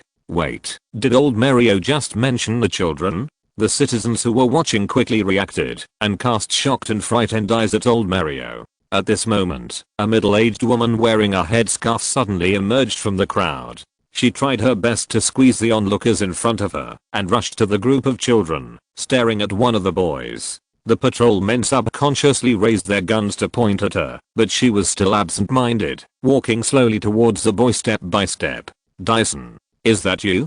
My son, I won't make a mistake. No matter what you look like, I won't make a mistake." The woman's cheeks were covered with tears in the blink of an eye. She knelt on the ground with weak legs, opened her arms, and cried to her son. The boy also recognized his mother, but he was still expressionless. He took 2 steps forward hesitantly, and then stopped. In that orphanage, he had experienced too many such obedience tests. Any child who showed the intention to escape would be stuffed into a box and locked up for a whole day. The noisy scene suddenly became quiet, and everyone was looking at them. Even old Mario stopped performing and stared at the mother and son in a daze. "You didn't tell me that there are not only orphans here." Lawrence glanced at Mario and said sternly. "I," said old Mario, lowering his head in a low voice. "Sometimes, if there are not enough children sent here, we will take the initiative to adopt some." In the audience, the patrolmen escorting the children looked up at Lawrence, and after getting Lawrence's nod of permission, they carefully pulled the boy to his mother. Not caring about the filth on the boy, the woman hugged him tightly and washed his face with her tears. "Dyson, my good Dyson, I thought you were dead." The woman's cry immediately ignited the anger of the crowd, and even the hard-hearted people could not help but be moved. Especially the citizens with children. Thinking that their lovely children might become such savages, they felt a burst of fear and anger. The silent crowd suddenly burst into a roar and shouting. People cursed in their mouths and pointed their fingers directly at old Mario. There were even brave people who started to attack the patrolmen in the audience and prepared to climb onto the high platform. More and more people joined the charge and cursed. Even gentlemen who were usually gentle and polite followed the crowd and shouted with red faces. When an individual is submerged in the crowd, his only rationality will be swallowed up. "Sir." Jan held his hand on the hilt of the sword nervously and looked at Lawrence. In Jan's eyes, the situation was undoubtedly out of control. "Fire your guns," Lawrence ordered calmly, but his eyes were slightly excited as he looked at the angry crowd. Dozens of muskets fired at the sky, making loud explosions, which instantly calmed the people who were attacking the patrol soldiers. The white smoke slowly drifted towards the crowd with the wind, and the smell of gunpowder also made the shouting people gradually shut up. Citizens, compatriots, please allow me to speak. Lawrence took 2 steps forward and walked to the edge of the platform. Taking advantage of the silence of the crowd, he shouted loudly, "As you can see, these are the children of the Ajaxia orphanage, and more children have not been brought to the scene. Looking at them, even angels will shed tears. That's right. This is unforgivable. Sanctions must be imposed." A perfect version of the book in 1619. Lawrence's words instantly aroused a response in the crowd, and people were even more excited than before. But, Lawrence shouted in a deep voice, "This is not the fault of poor old Mario. He is a loyal defender of morality, and also a weak and helpless old man. He would not do such a horrific thing." After hearing Lawrence's words, the people also fell into a brief silence. They looked up at old Mario, who was still crying, as if he was also crying for these children. People recalled the gentle and modest image of old Mario. Combined with Lawrence's words, people also realized that there must be something hidden behind this. So they looked at Lawrence with bated breath, waiting for him to tell the truth behind it. "I have found out that the instigator of all this is Cyril Russell, the head of the dock workers union, that disgusting demon." Lawrence took out the arrest warrant for Cyril from his arms, held it high above his head, and shouted, "It was him who threatened and forced poor old Mario to surrender, and turned the orphanage of love and truth into a hell on earth where he raised slaves. Think about it, fellow countrymen. Your children, your relatives, and the people you cherish may become like this in Cyril's hands." The crowd stared at Lawrence and the arrest warrant in his hand. Although they couldn't see the words on it clearly, the style was indeed a Corsica official document. Then they looked at the children again. Their filthy and numb appearance was really unbearable to look at. "My compatriots, although I was born in Italy, the blood of the Corsicans flows in my veins. I also understand what kind of passionate people the Corsicans are. In the face of such a crime, the blood of any Corsican will boil uncontrollably." The silence on the field lasted only a few seconds, and then there was a shout that was louder than before. Regardless of gender, age, everyone on the field at this moment had only one identity, that is, the Corsicans who were trampled and insulted by being stepped on the neck. "My fellow Corsicans, tell me, is the blood flowing in your veins the blood of slaves or fighters?" In the face of such an insult, every aggressive and murderous Corsican would respond in their own way. Punish him. Throw his body into the sea. This must be repaid with blood. Hang him in front of us. Chapter 64, Who Will Impose Sanctions? Part 2. Old Mario looked at the furious crowd below with horror and fear. In the 60 years he had been on Corsica, he had never seen such an excited and angry crowd. Although he was still a victim in the hearts of the people, kneeling on this high platform, listening to the waves of shouting and watching the people roaring, old Mario was already trembling all over and at a loss. Lawrence raised his right fist straight above his head and made eye contact with every angry Corsican. From their eyes, Lawrence saw the blood of a belligerent nation. "Please let me speak, compatriots." Lawrence shouted 3 times before the fanatical crowd calmed down. Even if they stopped shouting, they could hear the heavy breathing of the men and the unstoppable sobbing of the women. "Cyril Russell, he is blatantly trampling on the justice of Corsica. As I promised, I will fight this evil to the end and bring justice back to the land of Corsica." Lawrence shouted, waving his arms excitedly, and said, "However, Cyril Russell has not yet realized the crime he has committed and has gathered his minions to prepare for resistance. To this end, I need the help of all of you fearless Corsicans." After that, Lawrence raised the arrest warrant in his hand above his head so that everyone could see it, and said, "Now, I cite the Corsican Constitution to clarify the power of the Corsican people to fight against evil. I'm also here to distribute the authorization given to me by Governor Pauli to all righteous Corsican citizens." Under the gaze of all the people, Lawrence slowly folded the arrest warrant in his hand in half and tore it into countless pieces of paper. Then, Lawrence held the scraps of paper in his palm and threw them directly at the people in the audience. The air in the Mediterranean in February was still a little chilly, but the people present felt their blood boiling. Even the poor people wearing only a single piece of clothing felt hot all over. They were poor people struggling at the bottom and never had a superior like Clarence confess that he needed to rely on their power. They had never been clearly granted the power to uphold justice like now. Before this, they thought that the only power they had was to live. People rushed to raise their arms to take the fragments of the arrest warrant from the air. Such a symbol also made them unconsciously think that they were on the side of law and justice. Fellow countrymen, I can hear your voice. Clarence clenched his fist and hammered it on his chest and shouted to the sea of people with a slight bow. People of Corsica, it's time to take up the power in your hands and let the sinners pay the price of blood. Don't ask who will punish them. The sword and power are in your own hands. Boom. At the moment when Clarence's voice fell, a deafening cannon sounded from the sea. Dozens of black bullets streaked through the clear sky and flew straight towards a small church on the beach. In just a moment, the church was submerged in flying sand and smoke. Although most of the bullets hit the sand and sank a full meter deep, the bullets that hit the church instantly opened several large holes in the weathered building. Even the most iconic spire of this Gothic church was flattened by a round of bombardment.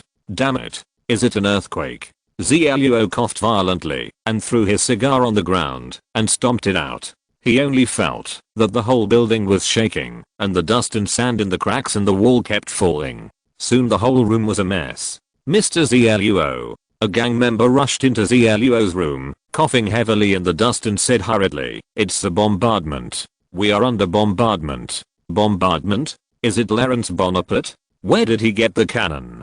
Zeluo held the wall with one hand and patted his head with the other hand, gritting his teeth and thinking. However, before he could calm down, he heard another explosion, followed by the violent shaking of the church, which almost made Zero fall to the ground. One of the shells even hit the upper edge of Zero's window and immediately cut off half of the ceiling. Glass and stone slag were all over the floor. The splashed glass slag hit Zero's body and instantly cut several cuts. Mr. Zero. The gang members hurriedly stepped forward to support Zero and said, "It's too dangerous here. You should go to the catacombs." Zero nodded slightly, but his teeth couldn't stop trembling because of anger. In all these years in Ajaccio, he had never experienced such a great humiliation as the headquarters being bombarded.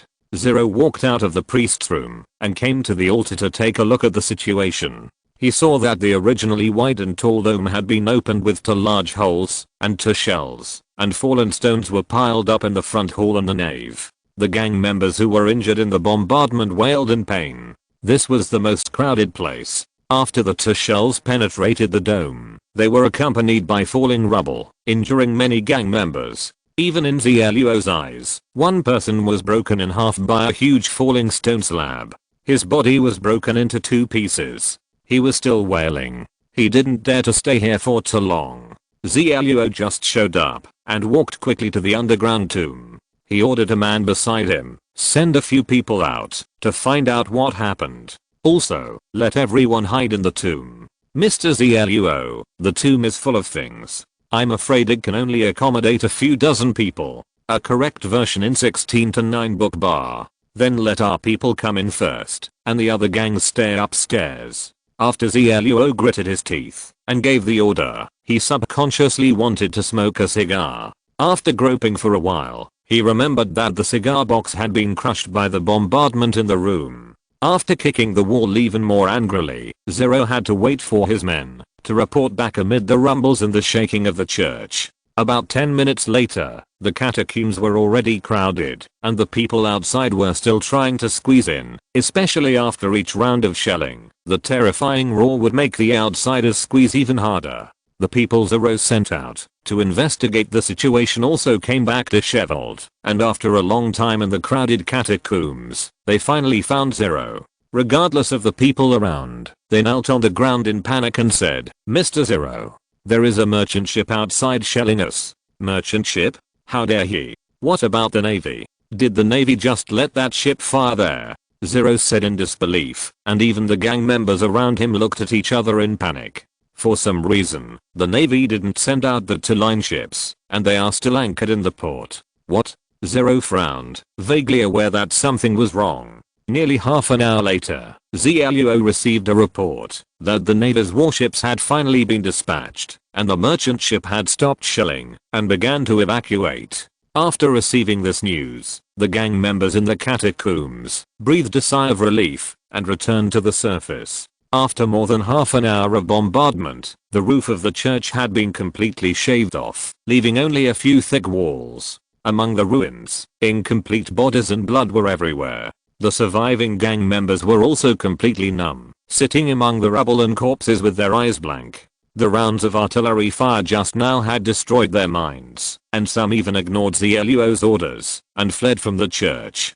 Before Zero could count the number of casualties, a gang member came running up to him, staring at Zero with wide eyes, and reported in panic, "Mr. Zero, outside, a large group of people with weapons are approaching here." Humph. Zero snorted coldly and said disdainfully, "Lawrence's patrol team, as expected, is here. Distribute the muskets and swords, and we will occupy this place and fight back." However, before Zero finished speaking, the gang member had already knelt on the ground powerlessly, grabbed Zero's pants, and cried, "Sir Zero, it's not the patrol team. It's that group of untouchables. They are coming with pitchforks and torches." Chapter 65 ending. That bunch of untouchables? Impossible, impossible. Zluo muttered in a daze, kicked away the gangster who was pulling his pants, climbed up to the second floor that was about to turn into ruins, and looked into the distance. Not far away, there was a sea of people, with firm steps, rushing towards the church from all directions. They waved torches and all kinds of weapons in their hands. Iron rods, wooden sticks, and even wooden boards with nails, picked up from the street. These weapons of the poor looked so ridiculous, and their skinny bodies looked so weak. But when they gathered together, when these sparks began to gather, even Zluo couldn't help but feel his legs weak when he looked from a distance. Countless people ignited by anger turned into the most fearless warriors. Their oars were war drums. They charged, shouted, and burst out with incredible energy. Zluo could only climb on the broken wall in a daze, muttering like crazy, "Impossible, impossible." At the same time, on the sea, Grosso was standing on the bow of the merchant ship, staring at the people on the beach, who were constantly approaching the church. "Lawrence, can you do this?" Even Grosso, who had seen countless storms, had rarely seen such a scene. The lowest ranking untouchables on weekdays actually picked up all the weapons they could find and charged at the enemies with muskets and swords. Just watching from a distance, Grosso felt a little hot all over. As a warrior, facing such a fierce charge, Grosso couldn't help but have the urge to join in. "Hey, Grosso, the two warships behind are catching up." The captain patted Grosso's shoulder a little uneasily and said worriedly. He didn't want to put the whole ship in for a few pounds of gold. "It's okay." Grosso stared at the battlefield on the beach, took the captain's hand from his shoulder, and said without looking back, "Trust Napoleon Bonaparte." A moment later, the two warships really slowed down after a symbolic pursuit, and no shots were fired during the whole process. On the beach, the people were still approaching the church. Zero stood there in a daze. All the conspiracy trajectories, all the calculations and strategies, in the face of this endless power of the people, were as useless as paper. Until now, Zero still didn't understand how Lawrence woke up these people and launched an attack on him. Damn it. Lawrence, how did he do it? It's impossible to bribe him with so much money to force these untouchables to come. Even I can't do such a thing. Damn it. Impossible. The gang members in the church were also distributed with muskets and ammunition, but when they looked at the dark sea of people outside, they didn't even think about reloading. Some even looked at the people like they had lost their souls and sat down on the ground with the lead bullets in their hands, scattered all over the ground, but they didn't even bother to pick them up. The distance between the two sides was closer. Through the empty windows, the gang members and the people could already see each other's appearance, and Zluo, who was standing on the second floor, also saw the culprit who put him in this situation in the crowd. "Napoleon Bonaparte!" Zluo shouted, and angrily smashed his hand on the broken wall full of glass shards, splashing blood all over his palm. Lawrence also found Zluo on the second floor. Regarding this confidant and major concern, Since he came to Corsica, Lawrence just raised his head slightly and looked at Zluo with a slightly curved mouth, revealing a mocking smile. When the distance between the two sides was infinitely shortened, the people were shocked to find that there were many familiar faces in the gang members in the church. That's Scarface Luca, the bastard who blackmailed me every week. Oh my god, there's also Shorty Cole. Why is this beast here too? And there's Main Dog Jert. My son's leg was broken by him. I know, they are all in the same group. These gang members who usually oppressed the people were quickly recognized by the people, and the people immediately realized that Ciro Russell was definitely related to these people. And those gang members who were recognized suddenly had a shudder, and their legs went weak, and retreated towards the church. Many people directly dropped their muskets on the ground, without the slightest intention of resistance. Hang them. I don't know who took the lead in the crowd and shouted, instantly pushing the excited people to a climax, and rushing towards the church. After a few sporadic gunshots, several people in the front row were shot and fell, but the endless sea of people following them stepped over their fallen bodies, and continued to shout, and charge towards the church. This was a completely one-sided battle. The iron rods and wooden sticks in the hands of the people hit the gang members like a rainstorm. The whole church hall was echoed with the wailing and crying of the gang members. Just a few minutes later, Jan came to report to Lawrence with a sword that was still dripping with blood. From Jan's tone, Lawrence also heard a bit of relief. Sir, Zluo has been captured. The rest of you either give up resistance or die. Read the correct version in 1619 book bar. After that, a group of patrolmen walked out of the church, and among them was a man with a bruised face and blood all over his face. The man's legs were no longer strong, and I don't know if they were broken, so he had to be dragged out by the arms by two patrolmen.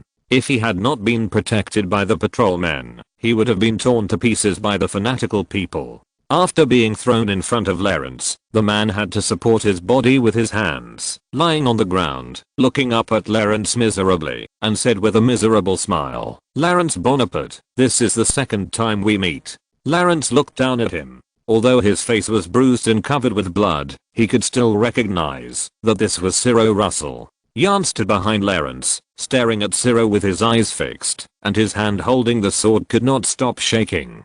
Come on, assign people to maintain order. The people can ignore the looting in the church, but it must not spread to the city. Jan, you carry him, follow me. Lawrence ignored Ciro, but glanced at the people who were looting supplies in the church, and ordered the patrolmen around him. Following Lawrence's order, Jan walked to Zluo, squatted down, grabbed his collar, hesitated for 2 seconds, and punched Zluo on the chin. Beast.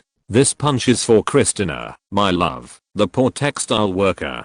As several bloody teeth flew out, Jan clenched his fist, resisted the urge to punch him again, carried the semi-conscious Zluo on his shoulders, and followed Lawrence's footsteps. The three of them walked away from the fanatical crowd, and came to the beach not far away. The sunshine on the beach at noon was very bright, and it was warm on people, but Zluo, lying on the sand, felt cold all over. His nose and eyes were still bleeding, and the severe pain in his legs made his expression distorted.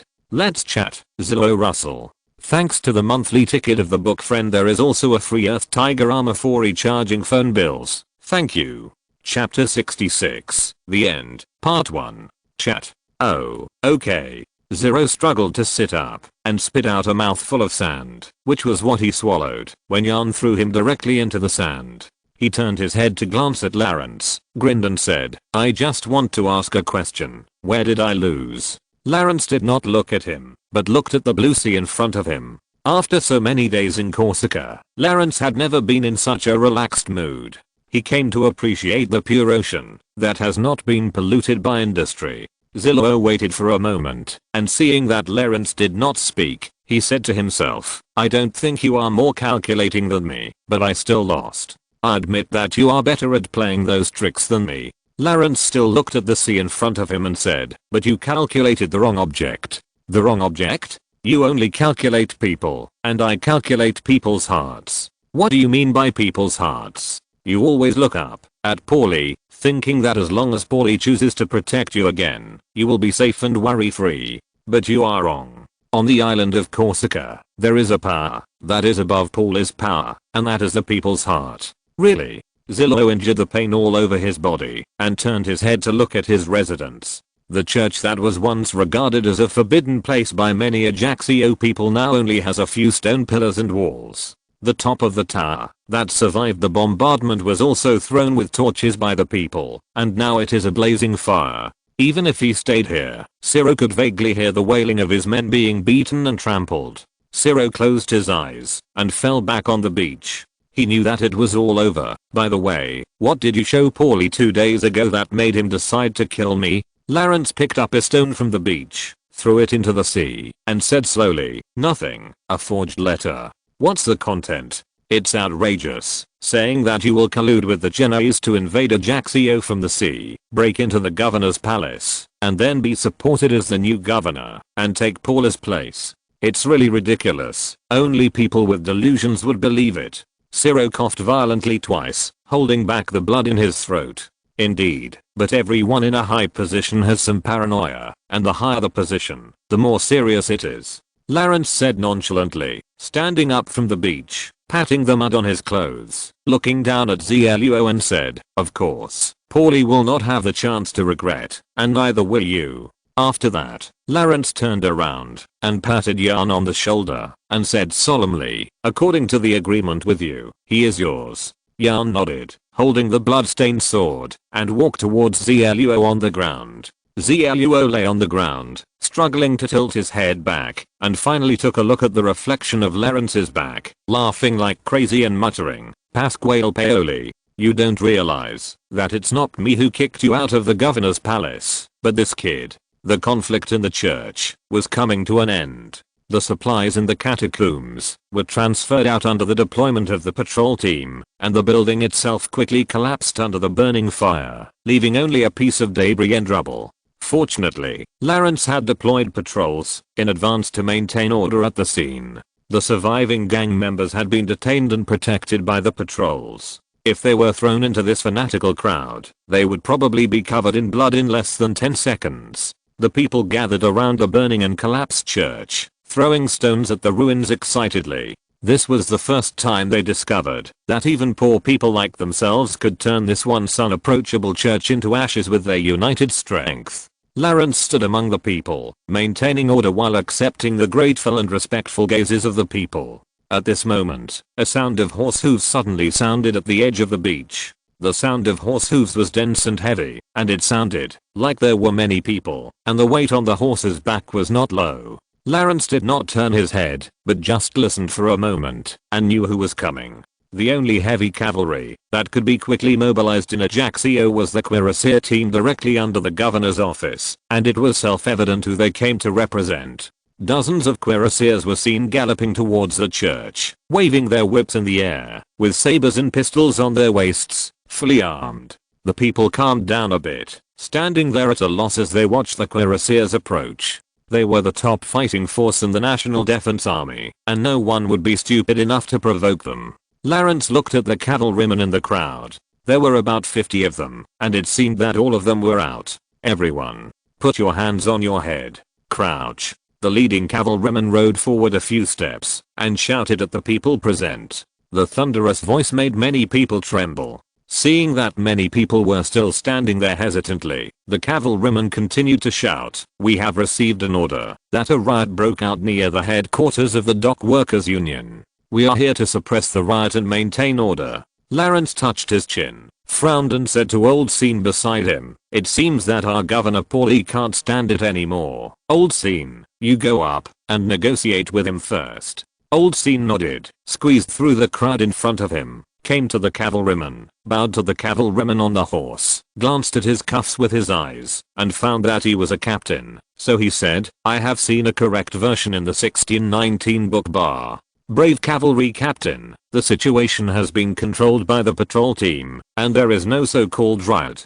Although the patrol team and the army are not in the same system, they are all public officials after all." After the cavalry glanced at the uniform on Old Scene on horseback, his tone softened a little, but he still said sternly, "Whether it is a riot or not is not up to you.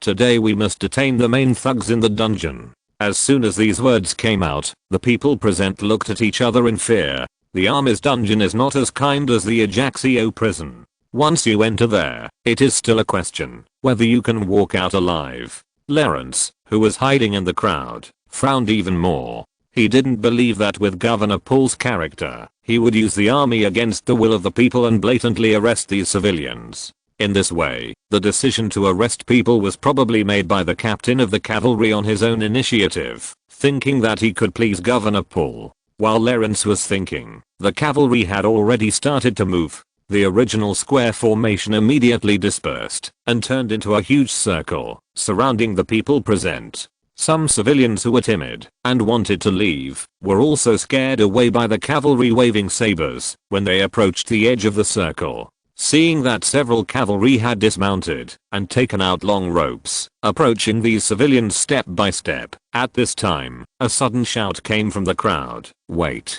The civilians and cavalry present were stunned, wondering who was so bold as to dare to stop these murderous cuirassiers. After looking carefully, they found that it was Lawrence who slowly walked out of the crowd and came to the front of the cavalry. The people looked at Lawrence expectantly and nervously. For some reason, when Lawrence Bonaparte walked in front of them, they felt extremely relieved, as if they were in an indestructible fortress. "You are Major Bonaparte." "Oh no, Lieutenant Colonel Bonaparte." The cavalry captain was one of the 6 cavalrymen who escorted Lawrence and Major Trafalli to Bastia at that time, so he immediately recognized Lawrence. "Captain." Lawrence had a blank expression on his face and looked up at the cavalry captain on horseback without any courtesy. His rank was 2 levels higher than that of the captain, and both of them were soldiers under the governor's office, so Lawrence gave him a completely commanding look. "Where is the order document for your operation this time? I want to check it." The cavalry captain's pupils shrank, and he had no idea how Lawrence knew that he had not received any order to arrest anyone, and the order issued to him was only to maintain order. "Lieutenant Colonel Bonaparte, this operation is urgent, and it was authorized by General Paul's order, and there is no official document." The cavalry captain had to stammer and evade, his eyes wandering. "Really? I'm a staff officer at the governor's office, and can meet with the governor at any time. You leave your men here, and we will go to the governor's office to verify the contents of the password. How about that?" Chapter 67, The End, Part 2. The cavalry captain naturally shook his head repeatedly. He had no authorization to arrest anyone, and the people present had no hostile behavior against the cuirassiers. He was at a disadvantage both emotionally and logically. If this matter was brought to Paul's attention, he might be charged with acting without authorization. The cavalry holding the rope stood there at a loss, after getting off their horses, looking at their captain hesitantly. "Ahem, Lieutenant Colonel Bonaparte, the situation is urgent. Please forgive me for executing the order first." The cavalry captain coughed twice awkwardly, winked at his men, and prepared to ignore Lawrence, signaling them to continue the arrest. After receiving the order, the cavalry had no choice but to approach the people step by step with the rope, and the people on the field immediately retreated in panic, subconsciously retreating behind Lawrence. At this moment, in their eyes, Lord Bonaparte was their only support. "Wait!" Lawrence shouted again, took 2 steps forward, stared into the cavalry captain's eyes and said, "Captain, you said you want to arrest the thugs, but I want to ask, who are these thugs? In my eyes, there are only righteous Corsican fighters here." "Lieutenant Colonel Bonaparte, General Pauli has already identified this as a riot, so all those involved in it are naturally thugs." The cavalry captain did not dare to look Lawrence in the eye, so he had to glance at the crowd and said, but his tone had long lost the vigor and heaviness when he first arrived. "Everyone. There are nearly 1,000 people here. Are you going to put them all in the dungeon?" Lawrence sneered and said, "If the army's dungeon is not enough, Captain, are you going to borrow the dungeon of my patrol team, and then fill up the Ajaccio prison?" The cavalry captain shook his head bitterly. The entire Ajaccio had a population of only about 20,000. It was impossible for him to arrest all the thousands of people, so he said, "Lieutenant Colonel Bonaparte has said that we will only severely punish the main thugs as a punishment." "Oh, so that's the case." Lawrence pretended to be suddenly enlightened and dragged out the tail tone. He nodded exaggeratedly, turned to face all the people present, and said loudly, "Did you hear that, citizens? It turns out they are here to arrest me." After that, before the captain could reply, Lawrence turned his head to look at him and said, "First, Captain, I'm both the thug you mentioned and the main thug you mentioned. This action was initiated and led by me, so please arrest me. Hey, Lieutenant Colonel Bonaparte, please stop joking." The cavalry captain could no longer sit still on the saddle, and he jumped off the horse with a smooth turn, holding Lawrence's arm and saying repeatedly. Lawrence shook off his hand, as if he didn't hear him, and walked straight towards a cavalryman holding a rope. The cavalryman stood there in a daze, not knowing what Lawrence wanted to do, but Lawrence grabbed the rope in his hand, and put it directly on himself, and said to himself, "This rope is a bit rough, it's really uncomfortable to tie it." The cavalry captain's heart tightened when he saw this. In his eyes, Lawrence is now a celebrity in Ajaccio. The younger brother of Senator Carlo, the confidant of General Paoli, the battle hero of Sheephorn Bay, and the patrol captain who is popular among the people. Any of these identities, the cavalry captain could not arrest Lawrence without authorization. In addition, the captain did not know the relationship between Lawrence and Paoli. He only thought that Lawrence was promoted to lieutenant colonel in less than a month. He thought that he must be infinitely valued by Paoli, which made him decide not to offend Lawrence. Seeing that Lawrence took the initiative to tie himself up, the people present also stepped forward indignantly and held all kinds of strange weapons in their hands again. In their eyes, if Lord Bonaparte was gone, there would never be such a chief who respected and protected them in Ajaccio. Damn it, this is bad. The cavalry captain looked around and looked at these angry people. He couldn't help wiping the cold sweat from his forehead.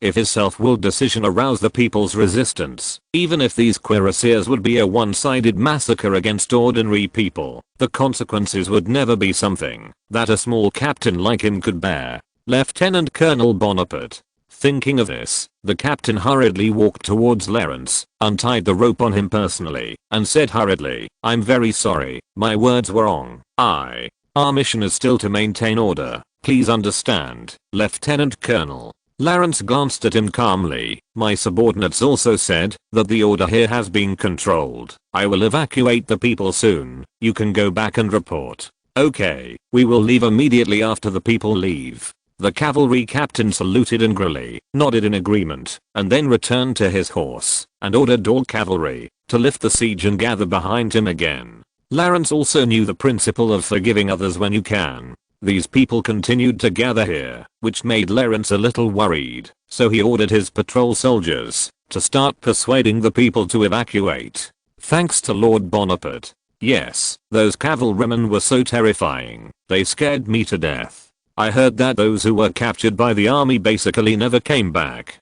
Fortunately, as the people left the beach, they talked loudly with the people around them. Everyone praised Lawrence's behavior just now. Many people looked back at Lawrence every few steps, and finally left the beach with great gratitude and reluctance. Seeing this, the cuirassiers also looked gloomy and said nothing, and rode their horses back to report. There were only scattered onlookers, Lawrence and his patrolmen, and the detained gang members left by the ruined church. Read the correct version in 1619 book bar. Lawrence listened to the fading horse hoof beats and breathed a sigh of relief, muttering, "This trick of pretending to be powerful is quite effective." Just now, Lawrence knew that he could not suppress the cavalry captain with his status as a lieutenant colonel in the National Defense Forces. What really made him hesitate was his status in the eyes of Paul and the people. Lord Bonaparte, the area around the church has been basically cleaned up, and the supplies inside have been transported out before the collapse. Old Scene was also relieved when he saw the cuirassiers leave and came to Lawrence to report. "What's in the supplies?" "Mostly food, bread and dried meat. In addition, there are a lot of coins, mainly Corsican gold coins, and some French gold louis and livres." "How much coins are there?" Old Scene heard Lawrence mention this, sighed, and said with a sad face, "There should be a lot, but most of them were taken away by the people. The remaining is probably more than 4,000 Corsican gold coins." Thinking that the one-eyed man's wealth is more than 4,000 gold coins, the money in ZLUO's headquarters must be even more, and Old Scene felt even more distressed. Lawrence smiled and shook his head indifferently. In his eyes, this is what those people deserved. Has everyone gathered? Prepare to return. Lawrence ordered. The assembly is over. Oh no. Old Scene suddenly remembered something and frowned, saying, John has disappeared since a while ago and hasn't returned to the team yet.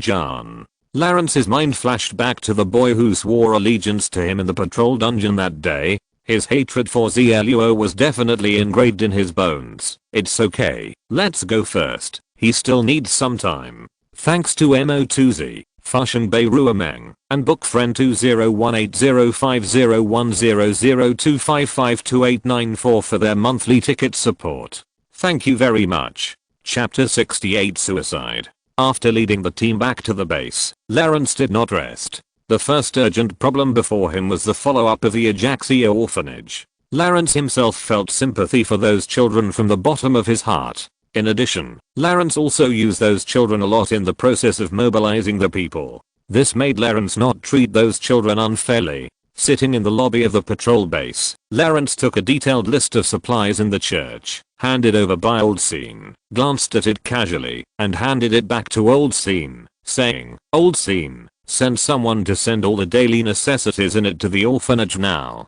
Old Scene took the list and nodded solemnly. Even with his greedy character, he did not have any objection to Lawrence's distribution this time. After all, he also saw with his own eyes those skinny, mummified children. I really don't know what they usually eat to survive. Lawrence couldn't help but sigh, holding his chin with his hand. He had no better way to deal with those children for the time being, so he had to let them continue to live in the orphanage. Of course, they would no longer be crowded in those dark and harsh underground cells. With the area of the orphanage, it must be no problem to let each child live in a spacious and bright room. Wait. Lawrence suddenly called out to Old Scene, who was walking to the door. Since he mentioned the orphanage, he had to bypass the disgusting old man. Old Mario, where is old Mario now? Old Scene touched his head, thought for a while and said, oh, that old man. Now he is locked up in the dungeon like the gang members, and he has been yelling that he wants to see you, sir. Take me to see him first. In the dungeon of the patrol team, when Lawrence saw old Mario, he was huddled in the corner with his head buried between his legs. Old Mario noticed someone coming, looked up, and found it was Lawrence. He immediately jumped up, flew onto the iron fence, shook the fence continuously, and said excitedly, Sir Bonaparte, Lord Bonaparte, I did everything you said. You must be very satisfied.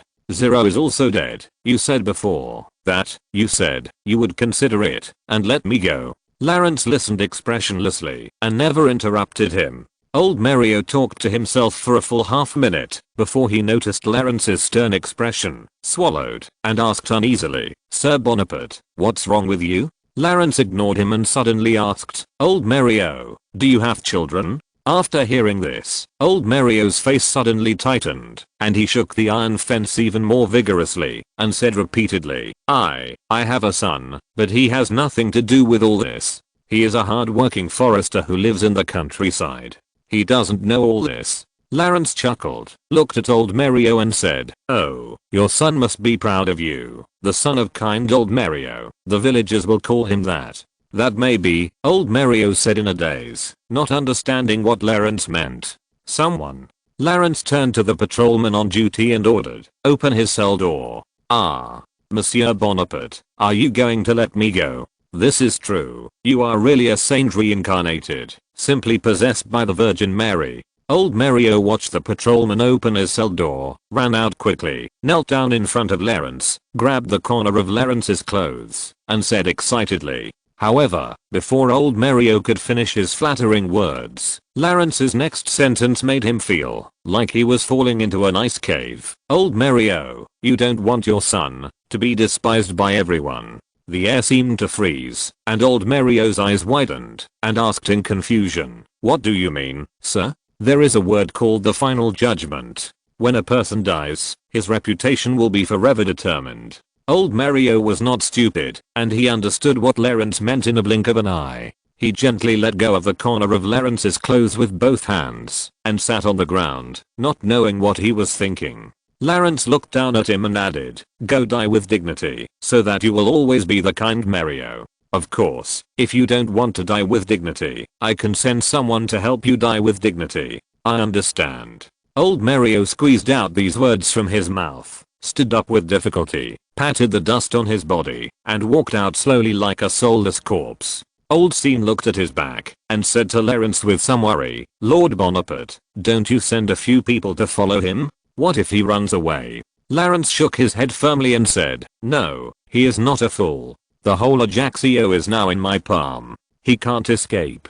The next morning, Lawrence, who was at home, received the news of old Mario's death from Anna. "Sir, many people outside are discussing you and the director of the orphanage." Anna came back from the market with a wooden basket. As soon as she entered the house, before putting down the basket, she talked to Lawrence about what she saw in the market. Lawrence was reading a book about monarchy and republic written by an Englishman in the living room. Although the literary and ideological content of this book was only third-rate in Lawrence's opinion, it was still a way to understand the people's thoughts of this era. Read the correct version in the 16-9 book forum. "Really? What did the dean say?" Lawrence closed the book and asked Anna with a smile. Anna put the wooden basket on the table, restrained her expression, and said seriously, "He was found this morning. When he was found, he was naked and nailed himself to a big cross. There was a spear in his chest. It is said that he was still alive when he was found, but when he saw someone coming to save him, he took the initiative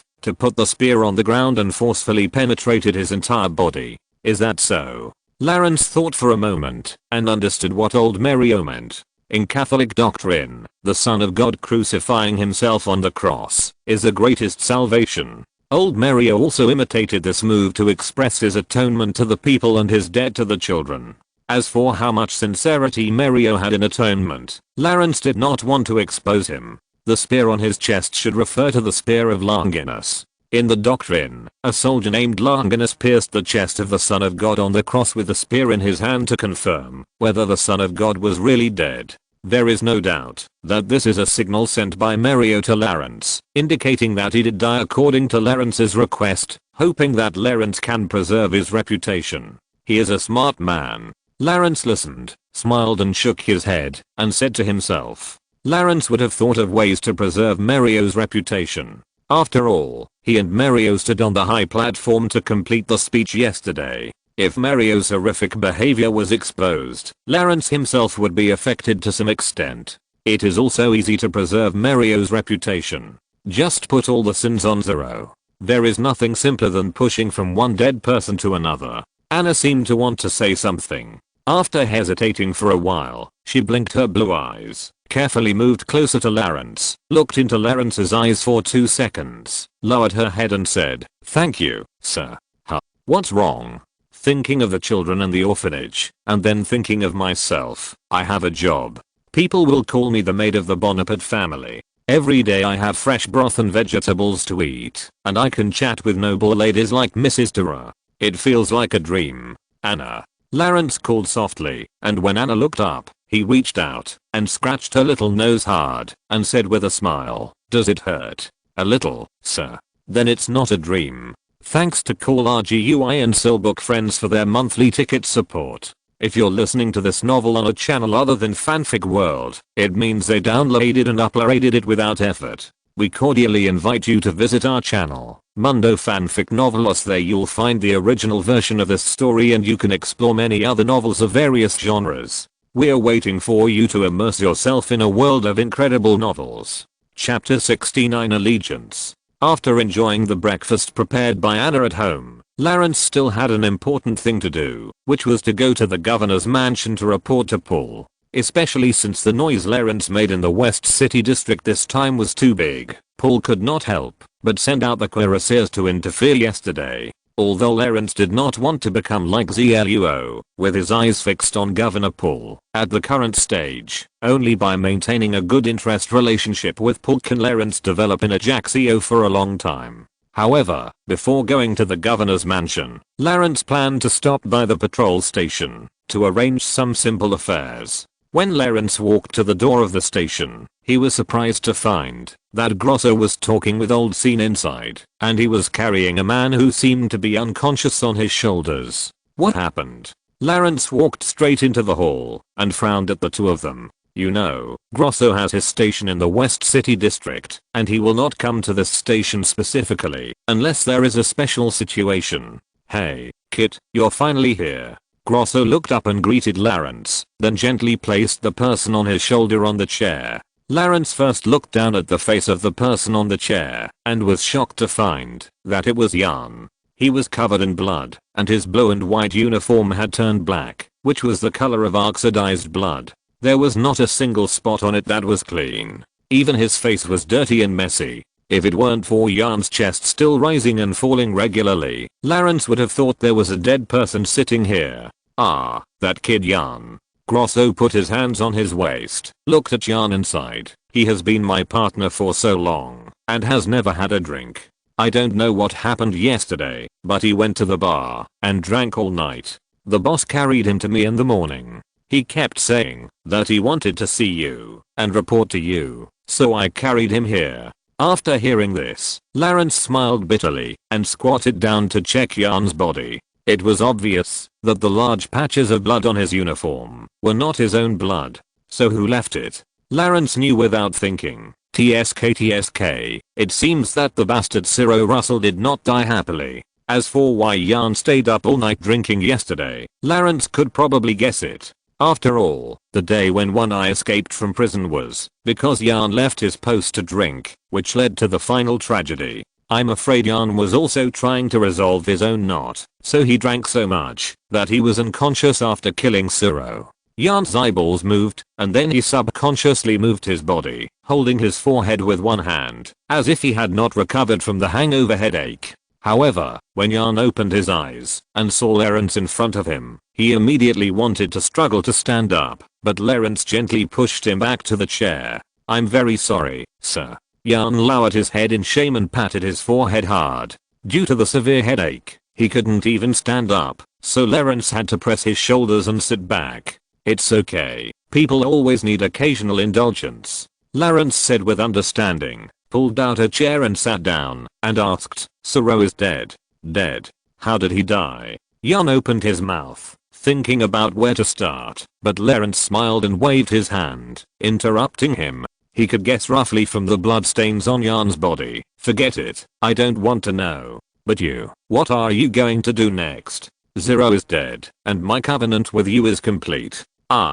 Jan suddenly raised his head, looked at Lawrence with clear eyes, and said without hesitation, I'm still willing to follow you, no matter what identity or status. On that night, it was my sin that killed my lover and a patrol brother, but you not only did not punish me, but entrusted me with a greater mission, and gave me the opportunity to settle the blood feud with my own hands. Such a favor. Old Scene and Grosso both stared at Jan, but their eyes were not exactly the same. Old Scene's eyes were full of worry. He watched Jan join the patrol team that year, and he knew very well how much the young man had changed in just over a month. Grosso looked at Jan with envy. From the first day he partnered with this young man, he felt that he was a talented person, and wanted to guide him like his own son. Lawrence sat upright, looked at Jan's eyes without a trace of impurities, and said seriously, I accept your loyalty, Jan, and I swear again that, as long as your loyalty remains, I will do my best to give you everything you want.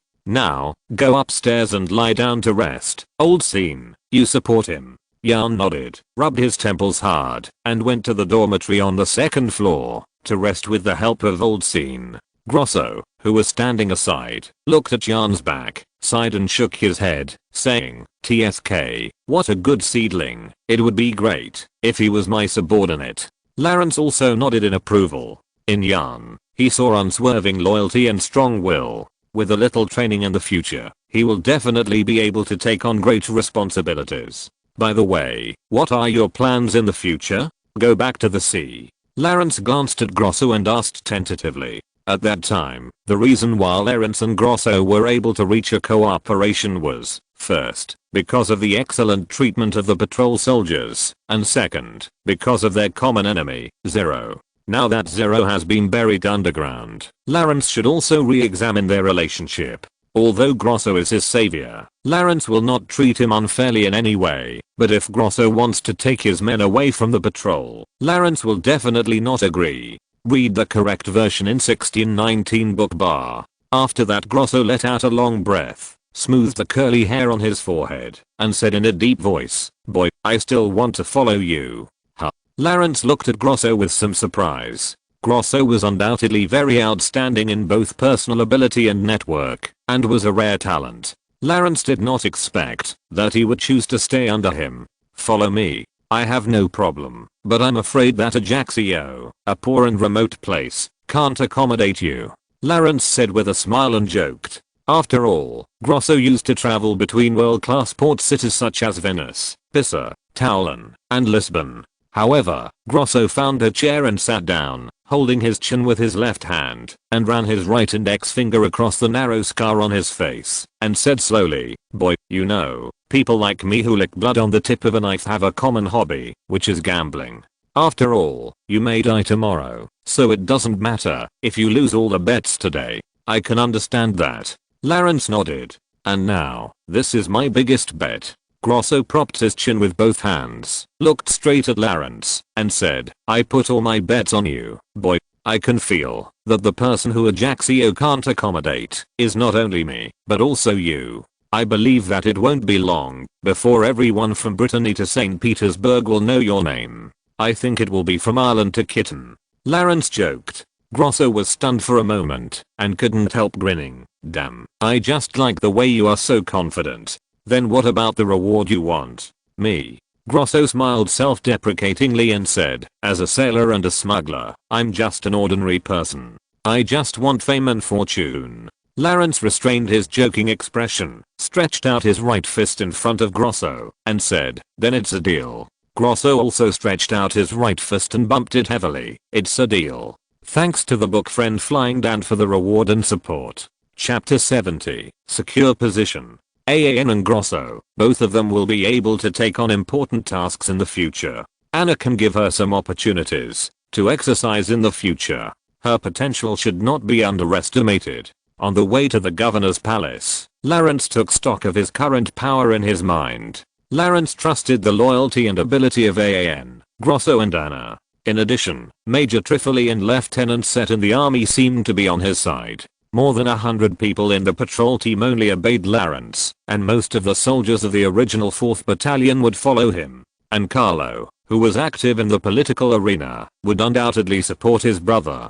With the support of public opinion in Ajaccio, Lawrence could not help but feel more confident standing in front of the gate of the governor's palace. He is no longer the new kid who relied on Paulie to survive in Corsica. Even if Paulie wanted to suppress Lawrence, he could not suppress him to death in one step. Otherwise the backlash of these multiple forces would be too much for even Governor Paulie to bear. Of course, compared with Paulie, Lawrence's power is not worth mentioning, and now is not the time to compete with him for power. The most important thing now is to maintain a good relationship with Paulie, and continue to expand his power, to wait for the right time. "Ah, Mr. Bonaparte, you are here." The guards at the door were already very familiar with Lawrence. When they saw Lawrence, they took the initiative to salute and let him go. Although Lawrence did not come as a military officer today, the guards still opened the iron door for Lawrence directly without conducting a body search. Lawrence nodded slightly in return and said, "By the way, please notify Governor Paula's secretary that I will wait for him in the restaurant." "Yes." Lawrence, who was sitting in the restaurant, waved to the waiter and asked for a cup of coffee and a plate of soft cakes. Just as he took a sip of the porcelain cup, Paula's secretary came to find Lawrence. "Does the governor have time now? I want to see him." Lawrence stuffed a piece of soft cake into his mouth with a fork and asked the secretary, "You can meet the governor now, Mr. Bonaparte." The secretary stood straight in front of Lawrence and said sternly, "HMM. It seems that you came here by chance today." Lawrence drank the coffee in the cup, stood up and straightened his clothes, and said casually, "No, Governor Paulie has ordered that Mr. Bonaparte can meet him at any time." The secretary shook his head and said seriously, "Is that so? Lawrence, you are here." Paulie sat in front of the desk, wearing a monocle on his nose, frowning at a pile of documents on the desk. He looked up and greeted Lawrence, then looked at the desk expressionlessly. Lawrence walked to the desk and sat down, and said in a deep voice, "Governor, Zero is dead." After that, Lawrence stopped talking, and just looked at Paulie silently. After a long while, Paul finally sighed, put his glasses on his nose into his pocket, looked at Lawrence with sharp eyes and said, "I know, but the scene you made is a bit too big." Lawrence had already responded to this, smiled and spread his hands, and said, "I understand, but this is also to eradicate the gang forces. Only by thoroughly rectifying the gang forces in the West City District can Ajacsio's maritime trade be guaranteed." Paul snorted in dissatisfaction, but did not continue to pursue this, because it is indeed more reassuring for Paul to hand over the port of the West City District to Lawrence, to ensure order than to hand it over to Ciro. At least in Paul's eyes, Lawrence would not do such sinister things as colluding with the Genoese and breaking into the governor's mansion like Ciro. Moreover, Lawrence's brother Carlo has a very close relationship with Paul. In history, when France occupied Corsica, Carlo was Paul's adjutant and fought against the French together with Paul, which shows that they had a good personal relationship before. Such a relationship also made Paulie relax some of his vigilance towards Lawrence. However, Paulie did not intend to let Lawrence make such a big move without paying a price. "By the way, Lawrence." Paulie suddenly changed the subject and said, "Ciro Russell also has another identity. He is a member of the West District of Ajaccio. Now that he is dead, according to the Corsican electoral law, an election for members of the West District needs to be held immediately." Lawrence smiled politely, but he had already guessed what Paulie meant. With his current prestige in the hearts of the people, except for the East District, he would undoubtedly be elected as a member of the parliament in any of the other 3 districts. In this way, there will be 2 Bonapartes among the 9 members of parliament, which Paulie absolutely cannot tolerate. The normal election of members of parliament will have to wait for a few years, but now that Ciro is dead, his seat will be vacant. Ahem. Lawrence, you once said that these parliamentarians are the ones who decide the fate of Corsica. Paulie coughed twice intentionally and said in a serious tone, "I know that with your reputation, it is natural for you to be elected as a parliamentarian. However, you are too young and lack experience after all. I'm afraid that the decisions made in the parliament may not necessarily be beneficial to Corsica." Lawrence couldn't help but secretly roll his eyes at Paulie. According to his logic, his 22-year-old brother Carlo should not be a parliamentarian. But even if he was unhappy, Lawrence knew that Paulie was making him pay the price of inciting the people. If he didn't accept it, Paulie would probably immediately hold him responsible for starting the riot. "Thank you for the governor's advice. A perfect version of the book in 1619. Lawrence smiled politely and nodded sincerely, saying, "In this case, I have decided to give up running for this election." Hearing Lawrence's straightforward answer, Paulie finally smiled and couldn't help but sigh that it was comfortable to talk to smart people. For Paulie, as long as Lawrence does not run for election, it would be easy for him to manipulate the election in such a district and support a councillor who is completely on his side, to strengthen his control over the parliament. For Lawrence, although the title of a councillor would bring many conveniences, it was not worth the trouble at hand. In addition, with his brother providing political support, Lawrence was not in a hurry to obtain the status of a councillor now. After reporting the action to Paulie, Lawrence was ready to say goodbye and leave, but just as Lawrence walked to the door, Paulie suddenly called him. "By the way, Lawrence, there is something I need to tell you." Paulie seemed to hesitate for a while before deciding to tell Lawrence, because Lawrence had already opened the door and had one foot outside. "Oh, what is it?" Lawrence closed the door with some doubts and returned to his seat. He briefly searched his recent memory and there seemed to be nothing else worth paying attention to. Paulie first looked at the documents on his desk. He had been reading this report when Lawrence first arrived. The report had a striking red font at the top, "Top Secret, for the governor's office to view only." There was a seal on the font. Lawrence simply glanced at it with his peripheral vision. It should be the official seal of a certain military unit. Paulie raised his head, looked at Lawrence with a strange expression, and said slowly, "Your hunch is right." "Huh? What hunch?" Lawrence was stunned for a moment and asked subconsciously. "The silver mine on Corsica has been explored." It is in the deep mountains less than 40 miles southeast of Ajaccio. Moreover, it is estimated to be a rich mine. Lawrence's brows were still not relaxed until he left the governor's office. He was still thinking about the silver mine. When Paulie spread the false news more than 10 days ago, he formed an exploration team to set out from Ajaccio for geological survey.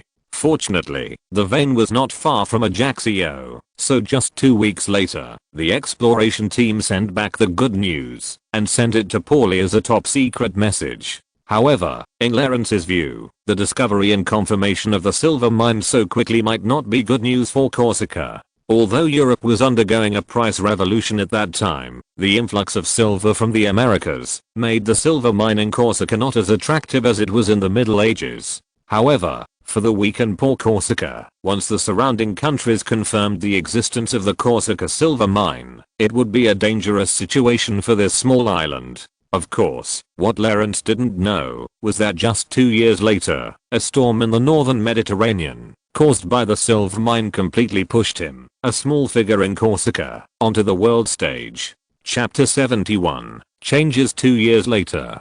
1770, Ajaccio, Corsica, East District, Carlo's residence.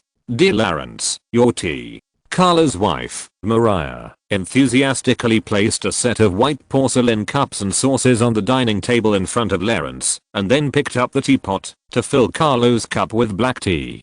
Thank you. Lawrence took the teacup with a smile, held it to his lips, and took a sip.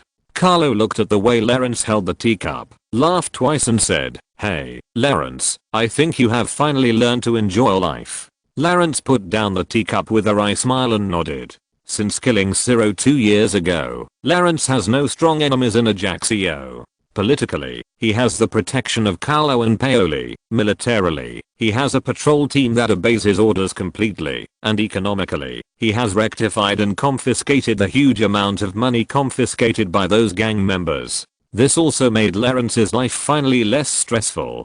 After completing his job, he could occasionally be invited to Carlo's house for afternoon tea. Of course, such a leisurely life was also because of Paulie. After Ciro's death, he paid attention to it and no longer gave Lawrence a chance to increase his power, which made Lawrence have to wait silently for a suitable opportunity. After all, in such a chaotic world, opportunities to turn over are not uncommon. In addition, Lawrence did not forget to maintain his existing influence. He would give speeches to citizens regularly, lead his subordinates to visit orphanages and other welfare institutions, and would often lead the team to patrol the streets in person, to mediate disputes between the people. As for the army, Lawrence maintained correspondence with the soldiers of the 4th Battalion. At the same time, he did not forget his promise to those soldiers. A year ago in 1769, Lawrence sent all the wealth promised to them to everyone by mail.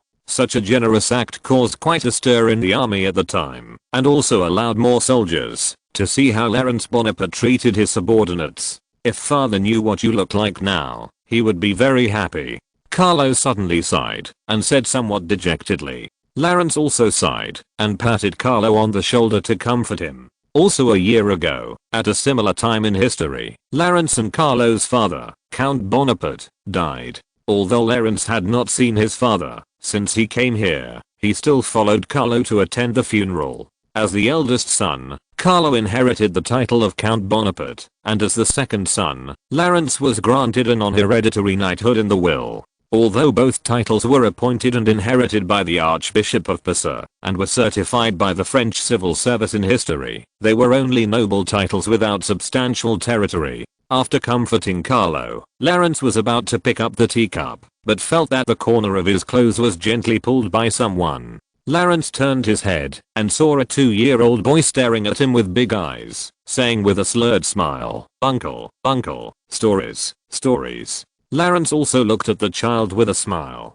took a piece of sugar from the table, and fed it to his mouth, touched his head and said, "Okay, Joseph, be good. I will tell you a story next time." Joseph Bonaparte, the eldest son of Carlo's family, was just born when Lawrence came to Corsica, and now he is more than 2 years old. When Joseph heard this, he kept stamping his feet and waving his hands in dissatisfaction, and he was about to cry. When his mother Maria heard the noise, she ran over and hugged Joseph in her arms, slapped him lightly, and scolded him. "Joseph, you can't learn from your brother. Look how well behaved Napoleon is. Okay, don't bother your uncle." Lawrence couldn't help but drink a sip of tea when he saw this. His second nephew, Napoleon Bonaparte, was born last year, which is almost the same as the birth time in history. He is only 6 months old now, and fortunately he is still a boy. When Carlo and his wife named him, in order to commemorate their child named Napoleon who died young, they still named this new child Napoleon. Lawrence couldn't help but sigh that fortunately the butterfly effect he appeared was not so strong. Otherwise, if Napoleon became a girl, I'm afraid that every time I come to Carlo's house, I will be quite uncomfortable. Maria took Joseph back to the bedroom and put him next to the sleeping little Napoleon, leaving Carlo and Lawrence to continue chatting. "This kid always pesters me to tell stories every time he comes." Lawrence glanced at Joseph on the bed and said with a helpless smile. Carlo laughed and responded, "Ha ha ha, there's nothing I can do. I'm never tired of listening to your personal experiences. It's just like a knight's novel, escaping from an exploding ship at the beginning. If possible, I'd rather not be so exciting." Lawrence touched his nose, smiled and shook his head. Dong dong dong. Just as Lawrence and Carlo were about to continue enjoying this leisure time, Carlo's door was suddenly knocked on urgently. Lawrence and Carlo frowned and looked at each other. It stands to reason that people living in this area are polite gentlemen and would not knock on the door so rudely. As the host, Carlo put down his teacup, stood up and opened the door. Outside the door was a sturdy young man. At this moment, he was holding the door frame panting, as if he had run all the way. Lawrence glanced outside the door and found that the man was his subordinate Jan, so he quickly stood up, walked to Jan and asked, "Jan, what's so urgent? Is it in the port?" A correct version in 16 to 9 book bar. In the past 2 years, Lawrence still sent Jan and Grosso to reorganize the West City District and maintain the orderly operation of the dock. Jan ran from the West City District to the East City District to find Lawrence so hard. I'm afraid there was something serious that made him and Grosso unable to make a decision.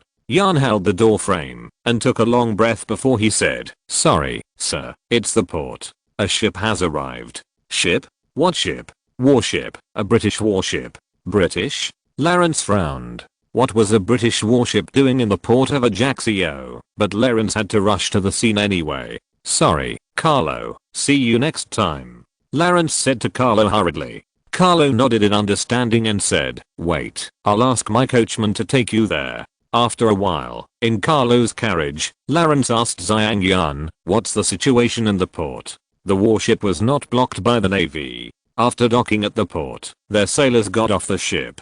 Our people came forward and asked them not to stay at the dock with weapons, but they were ejected, and then a conflict broke out.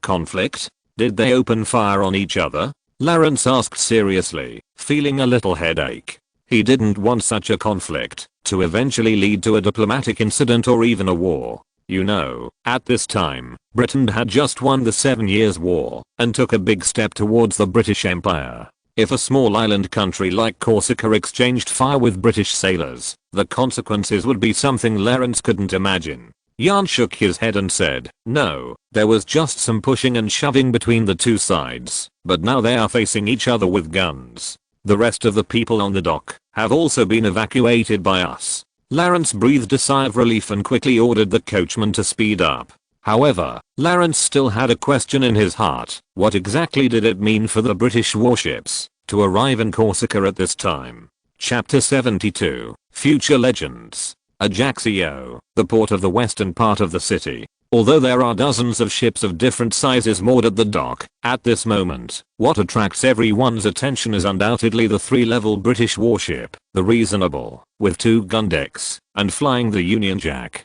On the dock, where the Reasonable is moored, dozens of sailors with muskets are lined up, pointing their guns at the patrolmen of Ajaccio opposite. On the Reasonable ship, more sailors are nervously lying on the side of the ship, observing the situation below. At the bow, a man wearing a tricorn hat, a white shirt and a dark blue uniform is shouting at the patrolmen under the ship with a solemn face. hidden behind a shelter made of several wooden boxes. Old Scene and Grosso listened to the man's shouting and looked at each other. Old Scene was the first to speak awkwardly. What is this man's name? He speaks so loudly. Old Scene, who has spoken Italian all his life, can't understand the English spoken by the man at all. Grosso scratched his head. Although he had traveled to many places, he could only understand a few simple sentences. I can't hear it clearly. It seems that they are saying let us lay down our weapons. How is that possible? Old Scene frowned and said, how about we fire a gun to scare them? Grosso couldn't help but give Old Scene a blank look. He pointed at the Reasonable and said unhappily, look carefully, that's a British ship. If you give the order to open fire today, the Royal Navy fleet will be here in 3 days and scatter your ashes. Grosso, who had spent most of his life at sea, was well aware of the strength of the British Navy, so he also knew very well that the conflict must not be expanded now. So he said to Old Scene, you should quickly tell these patrol soldiers to withdraw all the bullets and gunpowder so that some bastard won't accidentally fire later. Okay. Old Scene was also very clear about his role. Grosso was undoubtedly much more knowledgeable than him in this regard, so he simply agreed. The confrontation between the two sides lasted for dozens of minutes, and Lawrence and Jan finally arrived and hurried to the dock. Lord Bonaparte. Boy, you are finally here. Old Scene and Grosso saw Lawrence and hurried over, pointing to the Rational and the two sides in the confrontation not far away, and briefly introduced the situation to Lawrence. Wait, you said this ship is called the Rational? Lawrence frowned and interrupted Grosso, asking a seemingly irrelevant question. Yes, what's the problem? Grosso was puzzled and asked. Nothing, you continue. Lawrence shook his head, but he was constantly thinking in his heart. The Rational, a third-class ship of the British Navy in 1770. Lawrence remembered hearing this name in a certain period of history. After a brief description, Lawrence looked at the Reasonable and asked, you haven't communicated with the other party yet? Grosso shrugged helplessly and said, at the beginning, there was a language barrier, and then the conflict arose, and even gestures could not communicate. Lawrence nodded and took the initiative to walk to the dock, where the Reasonable was moored, looking at the man wearing a tricorn hat at the bow. Judging from his clothes, he should be the captain of this warship. Although this body does not speak English, Lawrence's previous life was quite proficient in English. Although the English in the 21st century is definitely different from that in the 18th century, there is no problem with normal communication. Sir, I'm a lieutenant colonel of the Corsican Defense Force, Lawrence Bonaparte, the commander of these people. Please state your purpose. Lawrence shouted at the other captain. Since the other side was a member of the British Navy, Lawrence chose to report his military identity. The captain was stunned for a moment, then half of his body was leaning out to look at Lawrence, as if he was glad that someone who could speak English had finally come. So he replied, Lieutenant Colonel Bonaparte, I'm Colonel Maurice Sockling of the British Royal Navy, the captain of the Rational. We are here at the invitation of the governor of Corsica. Now I ask your people to lay down their weapons, and not to prevent us from docking. Lawrence frowned even more. Come here at the invitation of Governor Pauly? He had no news at all. TSK, I guess that old fox Pauly deliberately blocked the news from me. Lawrence thought about Pauly's attitude towards him in the past 2 years, which was like guarding against thieves, and he was relieved. So he turned around and ordered the patrolmen. Everyone listen to the order. Retreat to the back of the dock and assemble in a square formation and wait for orders. Seeing the patrolmen put away their weapons and retreat to the back, Captain Maurice also breathed a sigh of relief and also ordered his sailors to lay down their weapons, then climbed down the gangway and walked towards Lawrence. Watching Captain Maurice walking towards him, Lawrence also keenly discovered that right behind him, there was always a short man in an ordinary sailor uniform. After approaching, Lawrence found that the man following Captain Maurice was actually a little boy who looked only about 12 years old. Captain Maurice smiled and stretched out his right hand to shake Lawrence's hand, and said with a little dissatisfaction, to be honest, Lieutenant Colonel Bonaparte, your welcome ceremony today is very bad. I'm also telling the truth, Captain Maurice. These people are not soldiers lining up to welcome. Strictly speaking, they are police. Lawrence pointed to the patrolmen behind him with his left hand and said, really? Captain Morris looked at the patrolmen again with some surprise and said in a series of sentences, by the standards of the police, their discipline is really good.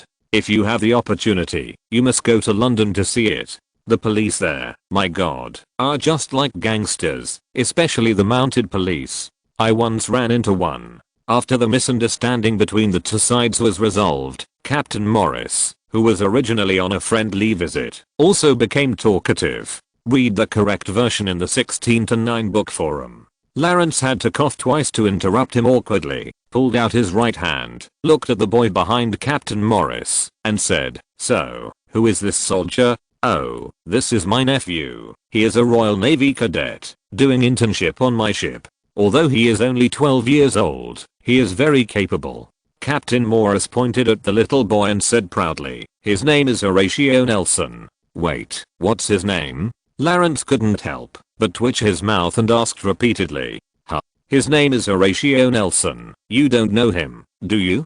Captain Morris thought Lawrence didn't hear clearly, so he slowed down and read the boy's name again and asked curiously. Lawrence certainly didn't know the little boy in front of him, but the name Horatio Nelson was definitely a name that could not be avoided when future generations talked about the Navy in the Napoleonic era. Nelson, a legendary general of the British Navy. In history, his famous battle was against the navy of the Egyptian corps led by Napoleon. In Alexandria, Nelson almost wiped out the French fleet despite the disadvantage in the number of battleships. Not only did his own warships not suffer any losses, but 6 French battleships were captured. What made Nelson famous for all time was his complete victory over the combined fleet of France and Spain in the Battle of Trafalgar. This battle almost destroyed the entire French navy, forcing Napoleon to never consider attacking England for the rest of his life. It can be said that he was one of the most outstanding naval commanders in the Napoleonic era.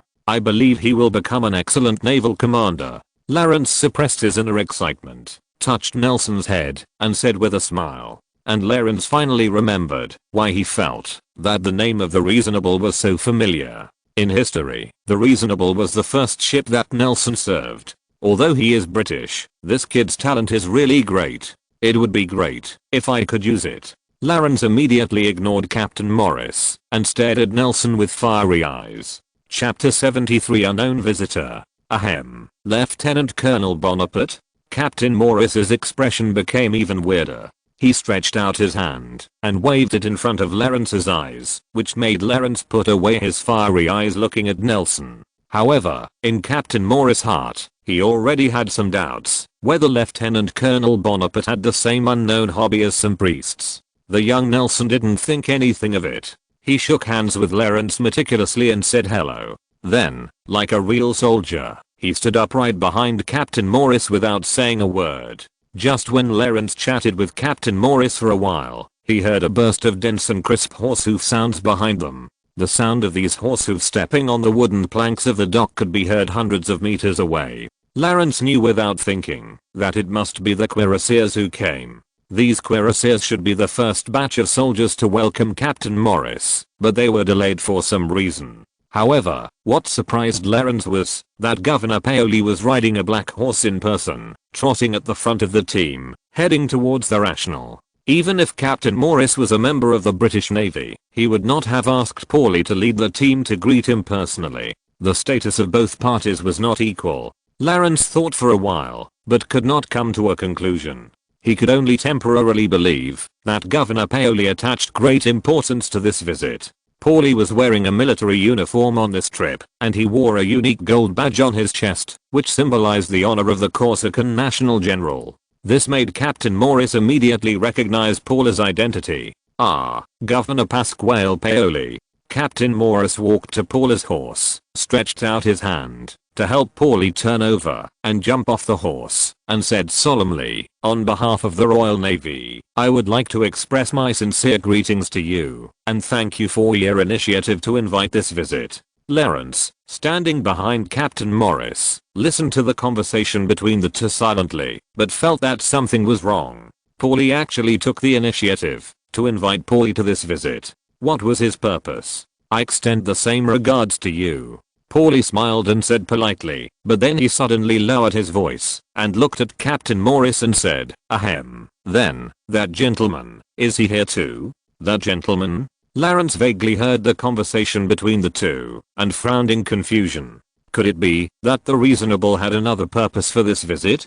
Captain Morris nodded seriously without speaking, and gestured to Paulie, indicating that he should wait there. Captain Morris then went directly back to the reasonable. After a while, he was seen personally helping a hunchbacked old man off the ship. The old man was covered in a loose robe from head to toe. There were no patterns or decorations on the robe. It was the same plain grey color throughout, but it could be seen that the workmanship and materials were extremely exquisite. There were no ornaments on his wrists and neck, but Lawrence still noticed that there was a thin white mark on his neck, which should be left by wearing a necklace for a long time before. It seems that the old man's dress is also to deliberately hide his identity. He must wear all kinds of jewelry on weekdays. Although the wrinkles on his face are all over his cheeks, it can be seen from his eyes that the old man is still full of energy and vitality. Lawrence also carefully observed the situation on the field. From the old man's mental state, it can be seen that this old man is not an ordinary person.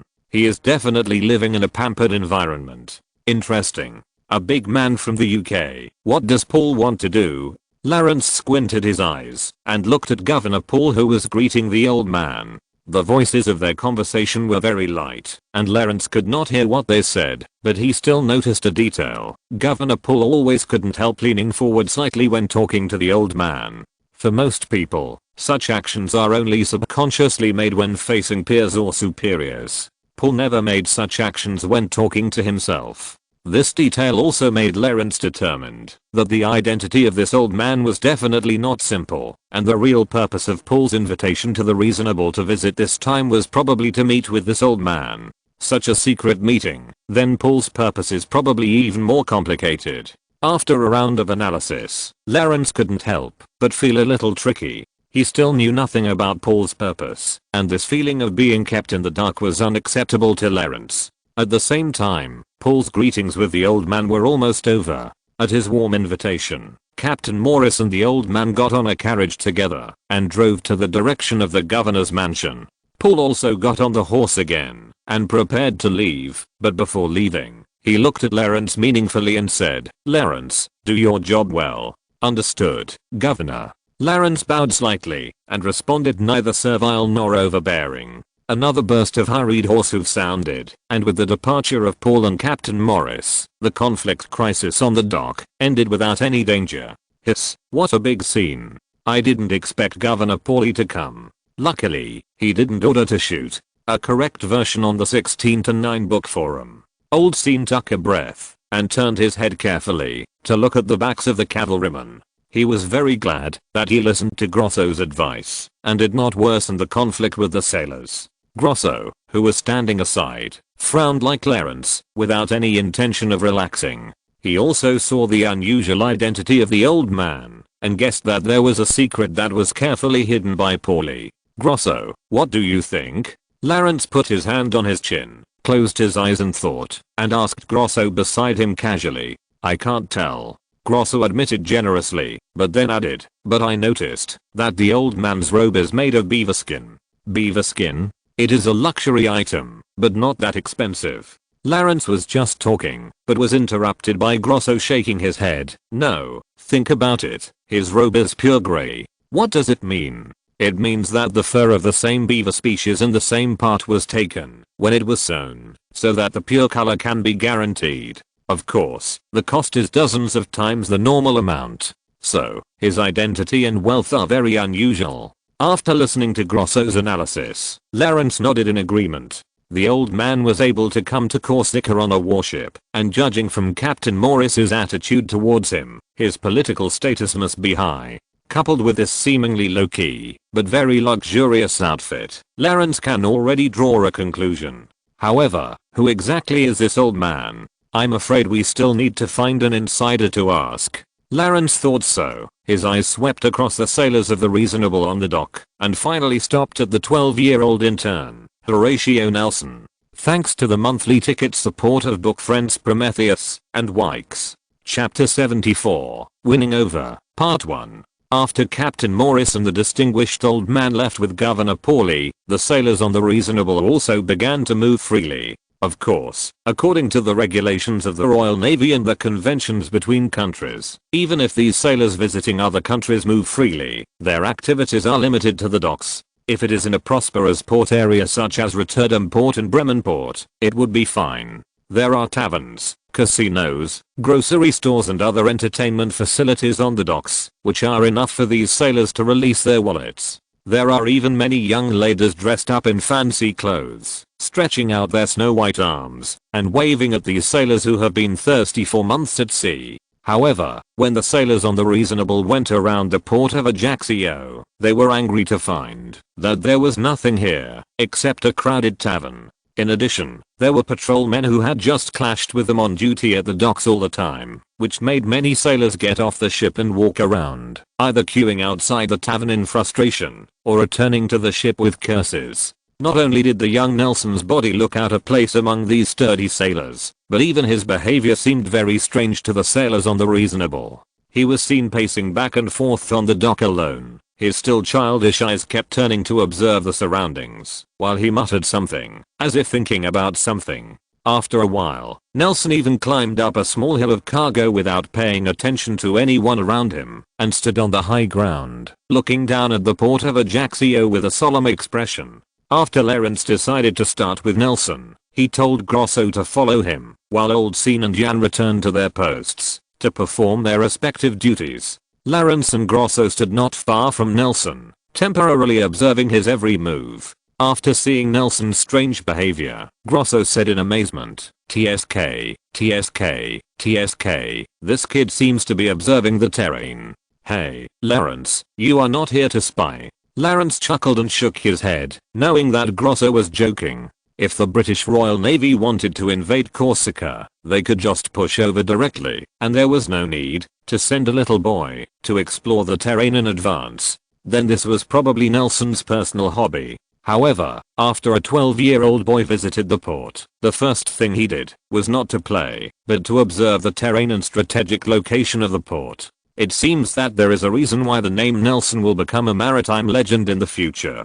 Hey, the sailor up there. Lawrence and Grosso walked up directly and shouted to Nelson on the wooden box mountain from below. Nelson was stunned for a moment and looked down. He found that it was the Corsican lieutenant colonel who was calling him, and there were several dock stevedores next to him staring at him. Only then did he realize that his behavior was a bit inappropriate. "I'm sorry, sir. I'm very sorry," Nelson kept saying as he climbed down from the pile of wooden boxes with his hands and feet. He stood in front of Lawrence and kept bowing and apologizing, with a look of shame and worry on his face. He was able to turn on the rational this time, thanks to Captain Morris being his uncle, otherwise he would not have gotten this precious opportunity. Little Nelson didn't want to get into trouble because of his behavior and ruin this rare opportunity to go to sea. "Your name is Horatio Nelson, right? What are you doing up there?" Lawrence stared at Nelson with a stern look and scolded him. "I'm really sorry, sir."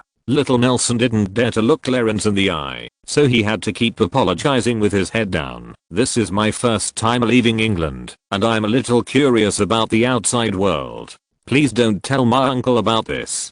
"Curious? Curious about what?" Lawrence deliberately put on a stern face and asked seriously. Nelson's eyes moved erratically, and after hesitating for a while, he whispered, "I'm curious about the geographical environment and location here." Grosso also understood Nelson's answer, and joked to Lawrence in Italian with a smile. "Damn, when I was 12 years old, I was still thinking about what to fill my stomach tomorrow." Okay, since he is interested in the Navy, we will cater to his interests. It will depend on you in a while. After getting familiar with him, see if you can find out the identity of that old man. Lawrence knew that Nelson could not understand Italian, so he conspired loudly with Grosso in front of him, preparing to use Grosso's rich knowledge of navigation to attract Nelson. After that, Lawrence turned to look at Nelson. His stern expression softened a little. He reached out and touched Nelson's head, saying, "Not bad, studious boy. Tell me, what have you observed?" "Yes, sir." Nelson still glanced at Lawrence uneasily, fearing that he would tell Uncle Morris about his troubles. So he explained everything in detail. When I was on the ship, I found that the entire south side of Ajaccio was coastal, but only the west coast was developed into a port. I felt a little strange, so I went around to investigate. Huh? What do you think? Lawrence was stunned when he heard this and asked subconsciously. He himself had thought about this question, why the port was not built in the South City or even the East City, but in the dirty and messy West City. But Lawrence was busy with work and quickly put this question behind his mind. Read the correct version in 16:9 book bar. Nelson said carefully, it should be related to the water depth. From the terrain on the shore, the west is steeper, while the east is flatter. The water depth on the west is higher than that on the east, which is more conducive to the construction of a deep water port. Lawrence couldn't help but close his eyes and think about Nelson's answer, then translated his answer to Grosso and asked, what do you think of what he said? Is it right? Grosso shrugged helplessly and responded, I'm not a Corsican, so how would I know why it was built in the West City district? But what he said about the relationship between terrain and water depth is correct. From a geographical point of view, the West City district is indeed more suitable. Although Grosso looked indifferent, he couldn't help but look at Nelson a few times when he said this. In Grosso's eyes, this knowledge requires long-term experience accumulation to know, and a young boy can actually talk about it so well, which made him change his view of Nelson. Really a good seedling. Lawrence couldn't help but sigh to Grosso. Indeed, if he is given 10 years to cultivate his character and habits, the Royal Navy will have an experienced captain. Grosso, who was always carefree, also gave a serious comment to others. Lawrence took 2 steps forward, and as if changing his face, he changed his stern expression and said to Nelson with a smile, hey, kid, do you want to visit Corsica's ships? Visit Corsica's warships? When Nelson heard this, his eyes lit up, and he looked up at Lawrence excitedly. After all, Nelson had just joined the Royal Naval Academy at the beginning of the year. So far, he had only been on one warship, the Reasonable, and Nelson had already figured out everything about the Reasonable and lost his sense of novelty. Now that he heard that he could visit a new warship in a foreign country, Nelson immediately became excited, and he was not worried at all whether he would be punished by Uncle Morris. Lawrence and Grosso looked at Nelson's eyes shining and eager to try, and couldn't help looking at each other. They both laughed and shook their heads. Children are still easy to fool, Grosso said with a smile. It would be great if everyone was a child. Lawrence smiled and agreed. Thanks to the book friends occasionally Jianghu, I'm Zitan, Call RGUI, and Yuki for their monthly ticket support. Chapter 75, Winning Over, Part 2. Although Paulie has been vigorously developing the Navy since he took charge of Corsica in 1755, to this day, due to the Corsican government's embarrassing financial situation, the Corsican Navy only has 2 line battleships. Both line battleships are third-class ships, and the number of guns is also less than the 74 guns equipped on conventional third-class ships, with only 64 guns. In Lawrence's memory, the British Royal Navy of this era had more than 250 such third-class ships. However, for Nelson, this was his first time to visit a ship other than the Reasonable, and it was a foreign warship. This also made the boy jump on the way to the warship berthing dock, not hiding his inner joy, sweeping away the timid haze on his face just now. The naval berthing dock is still some distance away from the merchant ship dock. In addition to the 2 line battleships, there are also many patrol ships and frigates parked sporadically. When Lawrence and his 2 men approached the naval dock, a Corsican sailor immediately spotted them, stepped forward to stop Lawrence and shouted, "Stop! The Corsican naval base is ahead." Although Lawrence was not wearing a military uniform, he had always carried his identity seal with him. After revealing his identity to the sailors, Lawrence asked to meet their commander. The sailor carefully took Lawrence's seal and looked at it for a while, occasionally glancing at Lawrence and Grosso behind him, and then confirmed that the person in front of him was indeed Napoleon Bonaparte, who was famous in Ajaccio. "I'm sorry to delay your time, sir. I will go and inform my superiors." The sailor handed the seal back to Lawrence with both hands respectfully and worshipfully, saluted neatly, and then turned around and left to make a report.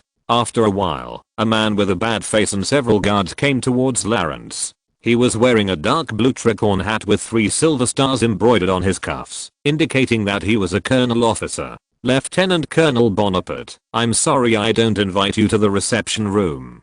The naval captain walked up to Lawrence, without saluting or shaking hands, but with his hands behind his back, and said dissatisfiedly, please quickly state your purpose. Although Lawrence had not had any dealings with the Navy in the past 2 years, the naval captain still remembered that Lawrence used Major Trafalgar to threaten them to stay put. Lawrence knew this very well, and knew that he had no say in front of the colonel, so he coughed twice to ease the awkward atmosphere a little, and said, Colonel, you also know that a British warship came to visit. Humph, of course I know. The naval colonel snorted disdainfully. As the commander of the Navy stationed in Ajaccio port, he had already received news of such a major event from Paulie. Also, Governor Paulie just took the British captain to the governor's palace in person. Lawrence said with a smile, ignoring the colonel's disdainful expression.